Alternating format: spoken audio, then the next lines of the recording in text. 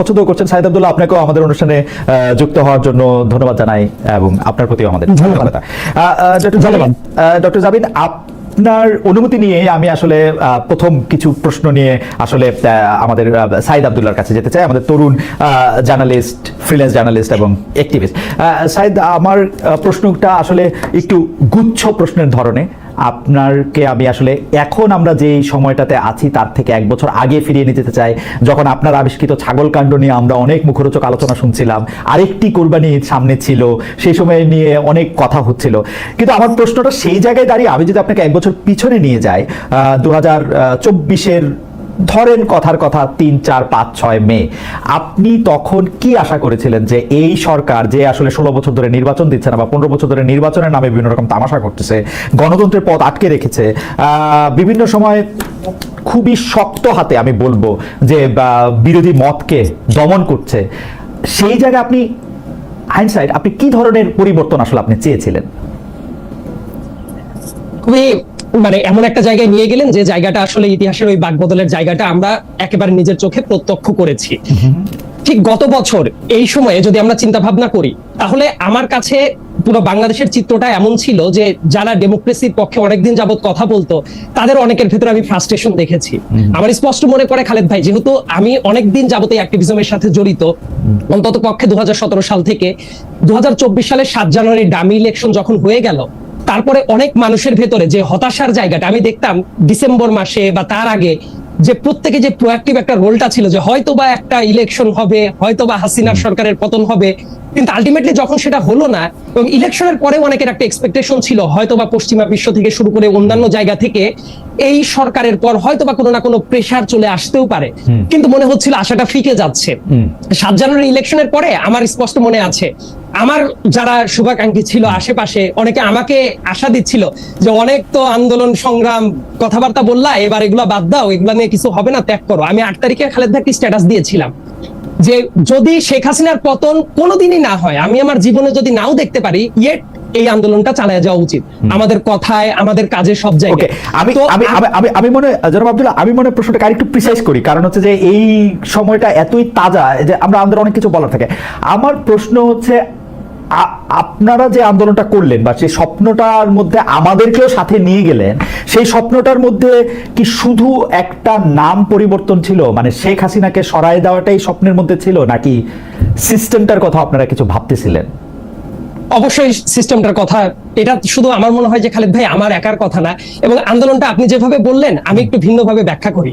আপনি যে বললেন না যে আপনারা করেছেন, আমার মনে হয় এটা আমরা একা করি নাই, এটা সারা দেশে সবাই মিলেই করেছে, এটা ছাত্র জনতার গণ অভ্যুত্থান ছিল। সো ইন দ্যাট সেন্স বাংলাদেশের মানুষের একটা পরিবর্তনের আকাঙ্ক্ষা, প্রত্যেকটা জায়গায় সিস্টেমের পরিবর্তনের আকাঙ্ক্ষাটাও অনেক বড় একটা আকাঙ্ক্ষা ছিল। শুধুমাত্র শেখ হাসিনার পতন ঘটলো, সিস্টেমটা যদি শেখ হাসিনার মতোই থাকে, এটা তো আমার দেশের যারা মানুষ আছেন তারা যে অভিপ্রায় রাখতো সেটা তো ছিল না।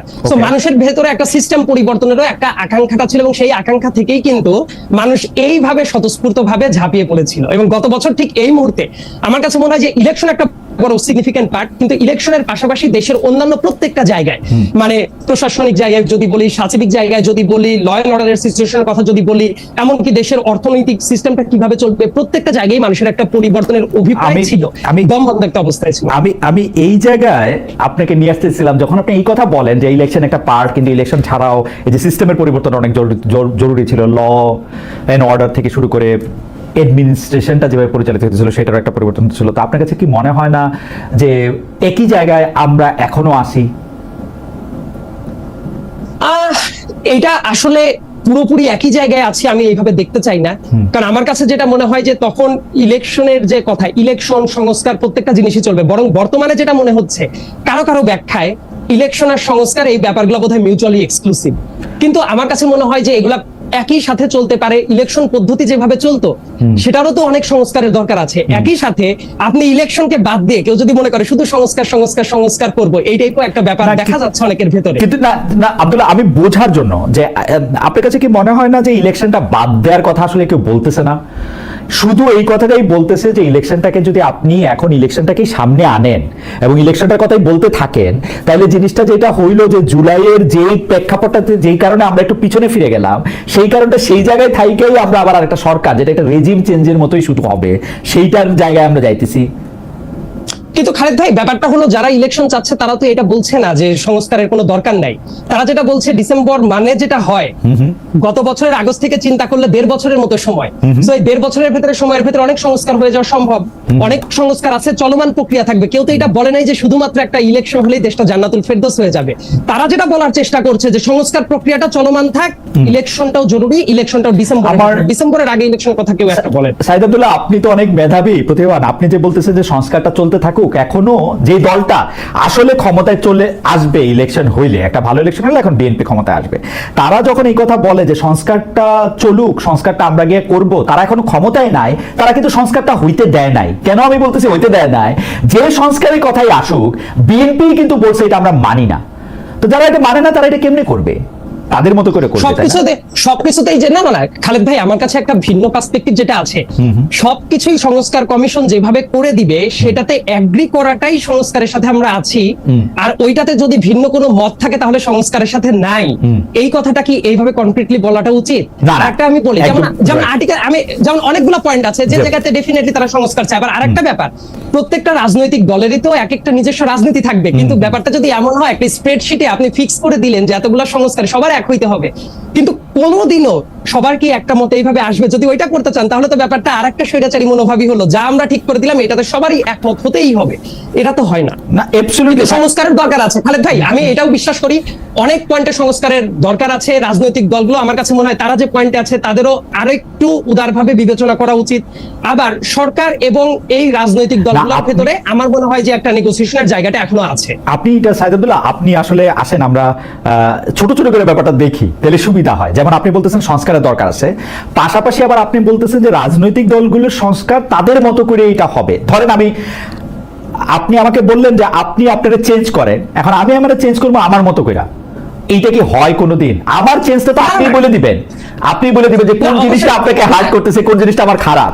না অবশ্যই খালেদ ভাই, আমি কিন্তু এটা বলি নাই যে রাজনৈতিক দল বলবে যে আমরাই সব সংস্কার করব। আমি কিন্তু আপনি খেয়াল করলে দেখবেন যে রাজনৈতিক দলগুলো অ্যাবসলিউটলি এই কথাই বলতেছে, সংস্কার করব কিন্তু আমার স্টাইলে। আমি খোলাখুলি বলি, আমার তো ঢাক রেখে কথা বলতে ইচ্ছা করে না, আমি খোলাখুলি বলি। বিএনপি বলতেছে সংস্কার চলবে, কিন্তু এটা হচ্ছে বিএনপির স্টাইলে, বিএনপির ব্র্যান্ডিং এ। অন্য কেউ কোনো কিছু বলবে, বিএনপি এত বড় দল, বিএনপি শুনবে কেন? অনেক পয়েন্ট আছে তারা তো শুনে নেওয়ার চেষ্টা করছে খালেদ ভাই। যেমন উদাহরণ দেন, ফর এক্সাম্পল আর্টিকেল 70 নিয়ে তো খুব ভালো একটা আলোচনা হচ্ছে এবং অন্যান্য রাজনৈতিক দল এবং আর্টিকেল 70টা দেখলাম সাইদ, এটা একটা খুব মজার বলতে হচ্ছে। আর্টিকেল 70 হচ্ছে একমাত্র বিষয় যেখানে বিএনপি আর এনসিপি একটা পয়েন্টে ওরা বলতেছে সরকারের স্থিতিশীলতা রাখার জন্য নাকি এই সরকারের প্রধানের ক্ষমতাকে চ্যালেঞ্জ করার দরকার নাই, যে জন্য 70 রাখার দরকার নাই। কয়টা বিষয় আপনি কথা বলতে পারবেন না? সংবিধান সংশোধন নিয়ে কথা বলতে পারবেন না, অর্থ বিল নিয়ে কথা বলতে পারবেন না, তাহলে আপনি কথা বলবেন কি নিয়ে? হ্যাঁ, এই তিনটা নিয়ে আরো আলোচনা। আর বাকি সংসদে আর কি নিয়ে আলোচনা হয়? শোক প্রস্তাব, মমতাজের গান, এর বাইরে আর কি আছে? মমতাজের গানের কথা বলছি না, না এর বাইরে আর কি আছে? আপনি আইনের ছাত্র, আপনি বলেন তো এই তিনটার বাইরে কি আছে সংসদে আলোচনা করা হয় গুরুত্বপূর্ণ? অর্থ বিল, সংসদে সংশোধন, সরকারের আস্থা, এই তিনটার বাইরে আর কি আছে সংসদে আলোচনা হয়? আপনি আমারে বলেন। এমন অনেক কিছুই হতে পারে, যেমন ব্যাপারে তো আইন চেঞ্জের কোনো ব্যাপার আসতেই পারে খালেদ ভাই। আইন চেঞ্জ তো অর্থ বিল, আইন চেঞ্জ তো অর্থ বিল ভাই, অর্থ বিল, আইন চেঞ্জ তো অর্থ বিল, আইন চেঞ্জ তো অর্থ, সব আইন অর্থ বিল হবে, চেক ইট ব্যাক, সব আইন অর্থ বিল, সব আইন চেঞ্জ অর্থ বিল হবে, সরকারের আয় ব্যয়ের সাথে নির্ধারিত যে কোনো কিছু অর্থ বিল হবে। সেটা তো বটে, কিন্তু আমি যেটা বলার চেষ্টা করছি এই জায়গায় বেসিক্যালি আমার যেটা পার্টিকুলার অপিনিয়ন যেটা ছিল, হর্স ট্রেডিং যেটা আছে এটা যদি আটকানো যায়, মানে বিএনপির একটা পজিশন আছে, বাট আমি ব্যক্তি হিসেবে আমার কিন্তু একটা পজিশন আছে, সেই ব্যাপারটা আমি যেটা বলছিলাম যে হর্স ট্রেডিংটাকে আটকানো বাদ দিয়ে এবং পার্টিকুলারলি দু একটা জায়গায় বাদ দিয়ে এই জায়গাটাতে মেম্বার অফ পার্লামেন্টের ফ্রিডমটাকে আমি বিশ্বাস করি যে এটা সংস্কারে আসা উচিত। বিএনপির হয়তো বা আলোচনার ভেতরে যাওয়ার পরে তাদের ভেতরে আরেকটু নেগোসিয়েশনে আসা উচিত। এবং আমি যেটা বলছি যে একদমই তারা আলোচনা মানছে না, সংস্কার চায় না। আপনার সাথে কথা বলা আনন্দদায়ক, আপনার সঙ্গে আরো আমি কথা বলবো, কিন্তু আপনি যে শব্দটা ব্যবহার করলেন রাজনীতিবিদদের অনুসারে হর্স ট্রেডিং, যারা একটা সংসদে দাঁড়িয়ে একটা মার্কায় একটা দলের পক্ষে ভোট নিয়ে আসে, আপনি তাদের পক্ষে আপনি যদি মনে করেন শুধুমাত্র হর্স ট্রেড করার মতো করে তারা নিজেদেরকে তারা বিকিয়ে দিতে পারেন, সেইটা নিয়ে আমি আপনার সঙ্গে আলোচনা করবো যে সেইটাকে আপনি যদি শঙ্কা মনে করেন, এই শঙ্কাটা থেকে আমাদের দূর করা দরকার এবং সেটা সংস্কার কিনা সেটা আমরা একটু দেখতে চাইবো। ডক্টর জামিন, আমিও আপনার সাথেও আমি একটু গুচ্ছ প্রশ্নের আকারে কিছু প্রশ্ন করতে চাই। প্রশ্নটা হচ্ছে যে এনসিপি বা আপনারা এটা মনে করেন কিনা যে এই সরকার জুলাই সনদ নাও করতে পারে? ধন্যবাদ খালেদ ভাই, আমার সহ আলোচক এবং দর্শক যারা দেখছেন সবাইকে শুভেচ্ছা।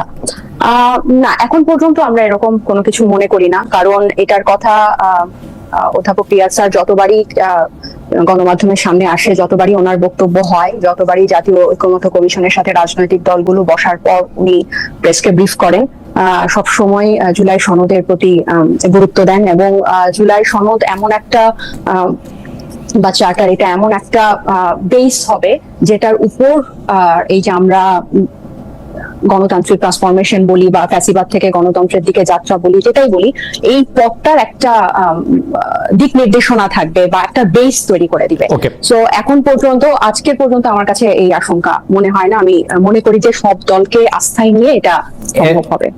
এনসিপি মনে করতেছে যে সরকার জুলাই সনদ করবে। আমার কাছে কারণ হচ্ছে প্রথম দফার আলোচনা হয়েছে গতকাল থেকে, আবার সেকেন্ড দফার আলোচনা শুরু হয়েছে এবং এটা খুব আমি বলবো যে গুরুত্বের সাথে এখন পর্যন্ত সব দল দেখছে এবং জাতীয় ঐকমত্য কমিশনও দেখছে। কারণ আমাদের এই গণ অভ্যুত্থান পরবর্তী সময়টা আসলে মানে অনেক রক্তক্ষরণের উপর দাঁড়িয়ে, শহীদরা তাকিয়ে আছে। কারণটা নিয়ে আমরা আসতেছি। তো সরকার জুলাই সনদ করবে, জুলাই সনদের ক্ষেত্রে আপনারা একটা জুলাই সনদের ড্রাফট করেছেন, সরকার কি সেই ড্রাফটটাই রাখবে নাকি কোনো চেঞ্জ করবে? এখন এখানে তো যে মৌলিক সংস্কারের বিষয়গুলো আমরা বলছি, প্রত্যেকটা যে যে কমিশনের প্রস্তাবের ভিত্তিতে, এবং সেখানে জুলাই ঘোষণাপত্রের কথাও আমরা বলছি, এবং এগুলো সবগুলো কিন্তু আসলে জাতীয় ব্যাপার, মানে এগুলো এনসিপির একক ব্যাপার না। জুলাই ঘোষণাপত্র যেটা 31শে ডিসেম্বর আমরা দিতে চেয়েছিলাম সব পক্ষের কে সাথে নিয়ে, মানে ফ্যাসিবাদ বিরোধী গণ অভ্যুত্থানের সব পক্ষকে সাথে নিয়ে, সেটা কিন্তু তখন সরকার নিজেরাই পরবর্তীতে বললো যে এটাই তারা দায়িত্ব নিয়ে এটা করবে। তো 15 কর্মদিবস অনেক পার হয়ে গেছে, এটা হয় নাই। যাই হোক, যেভাবেই হোক, এখন তারা এটাকে জুলাই সনদে অন্তর্ভুক্ত করবে। তো এটা কিন্তু সব পক্ষের জন্য, শুধুমাত্র তো এনসিপির লোকজনই গণ অভ্যুত্থানে অংশ নেয় নাই, যে ফেসবুকে লিখেছে, যে যেভাবেই অংশগ্রহণ করেছে, এটা সবার জন্যই আমরা এটার একটা ঘোষণাপত্র বা এটার একটা দালিলিক ফ্রেমওয়ার্ক চাই। তো এটা আমার কাছে মনে হয়।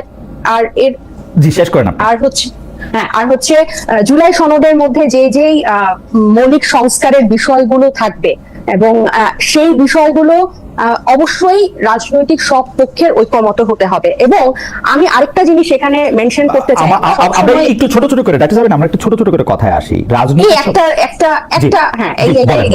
এই কথাটা বলি, রাজনৈতিক সব পক্ষ, মানে ইউজুয়ালি কি হয় যে রাজনৈতিক দলগুলোই এরকম পুরো দেশের বড় বড় সিদ্ধান্তগুলো নিয়ে থাকে, বা সংবিধান কেন্দ্রিক হোক বা হচ্ছে যে কোনো আইন, রাষ্ট্র কাঠামোর পরিবর্তন কিভাবে হবে, সব সিদ্ধান্ত। কিন্তু এই গণ অভ্যুত্থানটা কিন্তু এই রাজনৈতিক দলগুলোর কারণেই হয় নাই, বরং সাধারণ মানুষ এইটাতে অংশগ্রহণ করার কারণে, সাধারণ মানুষের নেতৃত্বে কিন্তু রাজনৈতিক দলগুলো গণ অভ্যুত্থানে অংশ নিয়েছে। তো এই গণ অভ্যুত্থানের অনেক বড় একটা হকদার বা অংশীদার হচ্ছে অরাজনৈতিক একটা অংশ। তো রাজনৈতিক দলগুলো যদি ঐক্যমতে পৌঁছাতে না পারে, তাহলে আমাদের মতে এটা অরাজনৈতিক বা এই সাধারণ জনগোষ্ঠীর কাছে কিন্তু চাওয়া উচিত যে একদম প্রিসাইসলি আপনারা এই ব্যাপারে কি যাবেন। আমরা নানা দিকে মানে নিশ্চয়ই যাব। আমি যেটা বলতে চাইতেছি হচ্ছে যে জুলাই সনদের মধ্যে আপনাদের লিখিত কিছু প্রস্তাবনা আছে, আপনারা একটা জুলাই ঘোষণা দিতে চেয়েছিলেন, সেই জুলাই ঘোষণাটা সরকারের কাছে আসে। আপনি বলছেন যে জুলাই সনদে সেটা অন্তর্ভুক্ত হবে, সরকার যেগুলিকে সংস্কার মনে করতেছে ঐক্যমত্য কমিশন সেগুলি থাকতে হবে। দ্বিতীয় তৃতীয় যেটা আপনি বলতেছেন রাজনৈতিক পক্ষগুলি ঐক্যমত্যর মধ্যে থাকতে হবে। তো রাজনৈতিক পক্ষগুলি কারা, মানে এনসিপি, বিএনপি, রাজনৈতিক পক্ষগুলি একমত না হলে কি হবে সেটা আমি পরে আসতেছি। আমি যদি ধরে নেই এনসিপিও আসে এর মধ্যে, তাই না, রাজনৈতিক পক্ষ হিসাবে। তো এনসিপি কি এই জুলাই সনদটা মেনে নিবে কোনো একটা পরীক্ষার উপর ভিত্তি করে, নাকি এই জিনিসগুলি থাকতেই হবে এরকম কোনো একটা জায়গার মধ্যে থেকে আসে যে এই 5টা পয়েন্ট থাকতে হবে, আমরা যেরকম 5টা দফা দেই, 7টা দফা দেই? অর্থাৎ এনসিপির কোনো নির্দিষ্ট প্রেসক্রাইবড একটা কিছু আছে কিনা জুলাই সনদের জন্য? এটা তো একদম ওপেনলি আলোচনা হচ্ছে, তাই না? এখন আমরা জাতীয় ঐকমত্য থেকে যে পয়েন্টের ভিত্তিতে প্রিসাইজ হয়ে গেছে, এখন গত 10 মাসে কিন্তু আলোচনাটা অনেক ন্যারো এবং প্রিসাইজ হয়ে গেছে যে কোন কোন ব্যবস্থা, নির্বাচন ব্যবস্থা, জনপ্রশাসনে, সাংবিধানিক দুদকে বা বিচার বিভাগে এখন কিন্তু প্রিসাইজ হয়ে গেছে। সো এই ব্যবস্থাগুলা হলে ভিত্তিতে জুলাই সনদটা হওয়া ওকে, উচিত। এবং যেহেতু নির্বাচন, আপনি যেটাকে প্রিসাইজ বলতেছেন, আমি এটাকে প্রিসাইজ দেখতেছি না, এর মধ্যে অনেক আলোচনার জায়গা রয়েছে, অনেক গ্রে এরিয়া আছে। পয়েন্টগুলা প্রিসাইজ, হ্যাঁ, না, পয়েন্টগুলো precise। বিষয়গুলো, এখন ধরা যাক এই জুলাই সনদ আপনাদের পছন্দ হলো না, এনসিপির পছন্দ হলো না, সেই ক্ষেত্রে আপনারা কি করবেন? সেটা তো মানে পছন্দ অপছন্দ, এটা আমি বারবার বলছি যে এটা ধরেন মানে আমাদের পছন্দ হয়ে গেল, অন্য কারো পছন্দ হলো না, সেটাও আপনাদের তো পছন্দটা আগে বলেন, ঠিক হবে না। আপনাদের পছন্দটা আগে বলেন। আর আপনাদের, হচ্ছে- কারণ অন্য কেউ কিন্তু এটা বলে আমরা- নাই। নাহিদ সাহেব এটা বলেছেন, আপনাদের দলের আহ্বায়ক, যে জুলাই সনদটা হওয়ার পরেই কেবলমাত্র নির্বাচনের ডেট ঘোষণা করা যাবে, তারপরেই কেবলমাত্র নির্বাচন নিয়ে আলোচনা করা যাবে। আপনারা আমি কালকে পুরো আলোচনাটা শুনতেছিলাম, শুধু আপনাদের দলের পক্ষ থেকে এই মতামত দেওয়া হয়েছে যে জুলাই সনদের আগে এই আলোচনাটা করার তারা মানে দেখতেছে না, জুলাই সনদের পরে তারা করবে। তো জুলাই সনদ যদি আপনাদের পছন্দ না হয়, কথাটা ছিল যে জুলাই, না না, এখানে পছন্দ অপছন্দ না খালেদ ভাই, কথাটা ছিল এরকম যে জুলাই সনদটা হওয়ার পর যাতে নির্বাচনের তারিখটা দেয়, তাহলে হবে কি যে সব, যদি নির্বাচনের তারিখটা আগে ঘোষণা হয়ে যায় তাহলে সব মনোযোগ বা সবকিছু নির্বাচন কেন্দ্রিক হয়ে যাবে, সংস্কারটা ব্যাহত হবে। আর জুলাই সনদে এনসিপির পছন্দ মতো তো সবকিছু থাকবে না, এখানে সব পক্ষের পছন্দ মতো থাকবে। এটা কিন্তু আমাদের পছন্দ কখন হবে, আমরা যে মতগুলা দিয়েছি ওগুলো যদি সব পক্ষ মেনে নেয় তাহলেই না এই ব্যাপারটা ঠিক হবে। Absolutely, আমি এই জায়গাটায় ডক্টর জাবিন, আমি absolutely এই জায়গাটায় আসতে চাইতেছিলাম। এনসিপি মনে করে তাদের মত সব পক্ষ মেনে নেবে, তাই তো? না না না, এটা হচ্ছে কথাটা ঘুরানো। আমাদের হচ্ছে যে প্রস্তাবগুলো আছে, আমি যদি আপনি তো প্রত্যেকটা আলাদা আলাদা করে যদি আপনি দেখেন, যে আমার ধরে নিলাম আমি এনসিসির ব্যাপারে, জাতীয় সাংবিধানিক কাউন্সিল, এটার ব্যাপারে কি হবে, বা হচ্ছে উচ্চকক্ষে কি হবে, নারী আসনে কি হবে এবং কেন হবে, সবচেয়ে ইম্পর্টেন্ট নির্বাচন ব্যবস্থাটা গণতান্ত্রিক হওয়ার জন্য নির্বাচন ব্যবস্থা বা নির্বাচন কমিশনটা কি কি সংস্কারের কথা আছে, কি প্রস্তাবে আছে, এগুলোতে হলে হবে কি যে এটা তো শুধু এনসিপির পছন্দ মতো হবে না। আপনি দেখেন এনসিপি যে সংস্কার গুলোতে একমত প্রকাশ করছে বা যে ধরনের সুপারিশ দিচ্ছে, এগুলোতে একটা গণতান্ত্রিক নির্বাচন ব্যবস্থা, আপনি প্রধান, এমন তো না যে প্রধানমন্ত্রী পরপর নাহিদ ইসলাম পরপর 10 বছর মানে 2 টার্মের বেশি, নাহিদ ইসলামের ক্ষেত্রে এটা হবে না, নাহিদ ইসলামের ক্ষেত্রেও পরপর 2 টার্মের বেশি, এনসিপি প্রার্থীর ক্ষেত্রেও পরপর 2 কারণ নাহিদ ইসলামের পক্ষে এটা বলা সহজ, কারণ নাহিদ ইসলামের পক্ষে এটা বলা সহজ, কারণ নাহিদ ইসলাম প্রধানমন্ত্রী হবেন না, সেজন্য এটা বলা সহজ। আমি যেটা বলতেছি সেটা হচ্ছে যে জুলাই মানে আজকের বাস্তবতায় জুলাই সনদটা যদি এনসিপির, তার মানে বাকিরা বলছে কারণ তারা শিওর যে তারা প্রধানমন্ত্রী হবে, তাই পড়তা, মানে ব্যাপারটা এরকমই তাই পড়তা অনন্তকালের জন্য খোলা রাখতে চাচ্ছে। রাইট, বিএনপি এরকমই মনে করতেছে, বিএনপি মনে করতেছে যে তারেক রহমান সাহেব প্রধানমন্ত্রী হবেন এবং তিনি যাতে আজীবন প্রধানমন্ত্রী থাকতে পারেন সেইটার একটা ব্যবস্থা যাতে করা যায়। জুলাই সনদটার ক্ষেত্রে আমার কাছে মানে আমি প্রশ্নটা আরেকটু প্রিসাইজ করি, যে ধরেন জুলাই সনদটা এনসিপির পছন্দ হইল না, যেগুলি পৃথিবীর সবচেয়ে ভালো ভালো প্রস্তাব জনাব নাহিদ ইসলাম এবং তার দল দিয়েছেন সেইগুলি তাদের পছন্দ হইল না, সেই ক্ষেত্রে কি নির্বাচনের ডেট তখন দেয়া যাবে না? মানে আপনাদের টার্গেটটা কি, আইডিয়াটা কি, যে জুলাই সনদটা ধরেন আমাদের ভালো লাগে আমাদের এটার জন্যই তো আমি আপনাকে শুরুতে কথাটা বললাম। আপনি কিন্তু ব্যাপারটা বললেন না যে যদি সব পক্ষ একমত না হয় এরপর কি হবে, অপছন্দ না হওয়া মানে কি, এনসিপি রাজি হচ্ছে না, এনসিপি একমত হচ্ছে না জুলাই সনদে যেভাবে আছে, তখন কি হবে, তখন কার কাছে যাবে? তখন আমাদের কথা হচ্ছে আপনি মানুষের কাছে জিজ্ঞাসা করেন, আপনি কি এই মানুষের কাছে জিজ্ঞেস করেন তো একটাই উপায় নির্বাচন, মানুষের কাছে তো জিজ্ঞেস করার একটা উপায় নির্বাচন। এই 6টা উপায় বলেছে খালেদ ভাই, এই জিনিসগুলো বাস্তবায়ন করার 6টা উপায় কিন্তু জাতীয় ঐক্যমত্য কমিশন বলেছে। নির্বাচনের আগে গণভোটের মাধ্যমে, নির্বাচনের সময় গণভোটের মাধ্যমে, গণপরিষদ নির্বাচনের মাধ্যমে, নির্বাচনের আগে অধ্যাদেশের মাধ্যমে 6টা পথ কিন্তু বলেছে। শুধু নির্বাচন বাদে বাকি সবগুলো আপনি যে না সেটাও আছে শেষের দিকে, কিন্তু মানে আপনি এখন গণভোট কেমনে করবেন? আপনার সংবিধানে গণভোট নাই, সংবিধান বাদ দিয়ে গণভোট করবেন? গণ অভ্যুত্থানে সংবিধানে কি গণ অভ্যুত্থান ছিল? না, ছিল না, সংবিধানে তো গণ অভ্যুত্থান ছিল না, কিন্তু গণ অভ্যুত্থানের পরবর্তীতে সংবিধান মেনে শপথ নিচ্ছে সরকার, এই সরকার গণভোট কেমনে করবে? সেটা তো এটা এই প্রশ্ন, এই ব্যাপারটা যখনই আমরা বলি যে গণ অভ্যুত্থান বা এতগুলা রক্তপাতের পর এই সময় সবাই বলে যে এই সরকার না এটা বলবেই এই সরকারের সবগুলি সাংবিধানিক সুবিধা নিয়ে তারপরে সংবিধান মানবে না, তা তো হইতে পারে না। সবগুলি সংবিধানের প্রোটেকশন নিয়ে তারপরে সংবিধান মানবে না, এটা তো হইতে পারে না। মানে এটা পরিষ্কার। আমি কি দেখতে পাচ্ছি, সেটা আমি একে বলি, এবার আপনি আপনার মন্তব্য দেন। আমি দেখতে পাচ্ছি যে জুলাই সনদটা কোনোভাবেই এনসিপির পছন্দ হবে না, কারণ এনসিপি যা লিখে দিবে সেটা যদি পুরোটা দেওয়া হয় তাহলে আবার বিএনপি পছন্দ করবে না। তখন বলা হবে যে জুলাই সনদ আমাদের পছন্দ হয় না, সুতরাং এখানে এখন নির্বাচন হবে না, গণভোট দাও, জাতীয় পরিষদ নির্বাচন দাও, এই দাও সেই দাও, জাতীয় নির্বাচন ছাড়া বাকি সব না কিছু দাও। এইটাই না, না না না না, কারণ যেহেতু নাহিদ ইসলাম প্রধানমন্ত্রী হবেন না, সেহেতু নাহিদ ইসলাম অন্য কাউকে প্রধানমন্ত্রী হতে দিবেন আপনি না। বলেন না এই গণভোট দাও, গণপরিষদ দাও, এই সেই দাও, বাক্যটা এরকম না। আপনি গণভোট ছয়টা দাও, উপায় আপনি আছে। সরাসরি এই যে আপনি এত, হ্যাঁ আপনি যদি সরাসরি জিজ্ঞেস করেন যে আপনারা প্রধানমন্ত্রীর মেয়াদ 2 বছর 2 বারের বেশি চান কিনা জীবনে, ওনারা যদি বলেন গণভোটে যদি বলে যে হ্যাঁ চাই, তাহলে এটা হবে। ওনারা যদি বলে যে জাতীয় সাংবিধানিক কাউন্সিলের মাধ্যমে প্রতিটা বিষয়ে গণভোট হবে, প্রতিষ্ঠানগুলোতে নিয়োগ প্রতিটা বিষয়ে হবে। গণভোট হবে। হ্যাঁ, প্রতিটা বিষয় তো আলাদা করা আছে না, ভাই, প্রতিটা বিষয়ে এই গণভোট হবে। এত আপনি শোনেন, এই এক ব্যক্তি কেন্দ্রিক, মানে একজন ব্যক্তিকে কেন্দ্র করে 3 বার সংবিধান সংশোধন হয়েছে। এত বড় একটা গণ অভ্যুত্থানের পরে কি আমরা সামান্য এই না না জিনিসটা করতে পারবো না? এটা আচ্ছা, এটা একটা বলেন তো, এক ব্যক্তিকে কেন্দ্র করে কোথায় 3 বার সংবিধান সংশোধন হয়েছে? ষষ্ঠ সংশোধনী হয়েছে, এই যে আব্দুল সাত্তার তিনটা আলাদা শাহ ব্যক্তিকে কেন্দ্র করে 3টা সংশোধনী হয়েছে, এক ব্যক্তিকে হ্যাঁ, কেন্দ্র করে 3টা সেটাই। হয় নাই। এক ব্যক্তি কেন্দ্রিক মানে আচ্ছা, 3টা আচ্ছা, মানে একজন কিন্তু পার্সন আমি কেন্দ্রিক। বলছি যে এই হ্যাঁ এবং এই গণ অভ্যুত্থানটার পর আমি বলছি কেন যে এই গণভোটটাকে কেন আপনারা এটাকে একটা ঝামেলার বিষয় মনে করছেন, যে হে গণভোট, গণপরিষদ, হ্যান ত্যান, এই ব্যাপারটা কিন্তু অনেকটা হালকা হয়ে যায়। এই ব্যাপারটাকে যখন না আপনি না, আমরা হালকা করতে চাই না, মানে আমি দেখতে পাচ্ছি খুবই ভারী, গণভোট খুবই ভারী, কিন্তু আমার কথা হচ্ছে রাজনৈতিক দলগুলো যখন একমত হবেন না, রাজনৈতিক দলগুলো, আমার এনসিপির এটা পছন্দ হবে না, বিএনপির ওটা পছন্দ হবে না, জামাতের এটা পছন্দ হবে না, গণ অধিকারের এটা পছন্দ হবে না, তাহলে এই রাষ্ট্রের মালিকানা তো শুধু এই গুটি কয়েক রাজনৈতিক দল না, এই রাষ্ট্রের মালিকা তো জনগণ। এই আমি যখন গণ অভ্যুত্থানে অংশ নেই, আমি তো কোনো রাজনৈতিক দলের হয়ে অংশ নেই। যে সবজিওয়ালা মারা গেছে, রিয়া গোপের মা বাবা, আহাদের মা বাবা, এরা তো কোনো রাজনীতি করছে না, যে ভ্যান চালক, যে রংওয়ালা, কিন্তু সরকারের উপদেষ্টা হইছেন আপনারা আর ছাত্ররা, ভ্যানওয়ালা সবজিওয়ালারা তো নাই এখানে। কারণ এই ছাত্রদের গণ অভ্যুত্থানে, এবং শুনেন খালেদ ভাই, এই জিনিসটা হচ্ছে কথার পিঠে কথা বলার জন্য, গণ অভ্যুত্থানের নেতৃত্ব দানকারী ছাত্ররাই ওখানে উপদেষ্টা হিসেবে গেছে। এই আলোচনা, এই ডিবেট অনেক আগে শেষ। এবং আমরা যে সংবিধান, এই যে সিস্টেম পরিবর্তনের কথা বলছি বা গণতান্ত্রিক হচ্ছি, ওই সবজিওয়ালা, ওই গার্মেন্টস এর মেয়ে যাতে একটা পথ সৃষ্টি হয়। আমি যে রাজনীতিতে আসবো, আমি একটা প্রিভিলেজ মনে করি নিজেকে, আমি একজন প্রিভিলেজ শহুরে মেয়ে হয়ে যে আমি রাজনীতিতে আসবো, এই পথ কিন্তু গত দশকগুলাতে আমি কখনো দেখি নাই, কিন্তু এখন এই পথটা সৃষ্টি করা লাগবে। আমার মনে হয় আপনি আর একটু ভালো করে দেখতেও পারেন, তাইলে হয়তো আরো কিছু সিমিলারিটিস আপনি দেখবেন। আমরা আবার আসবো আপনার কাছে।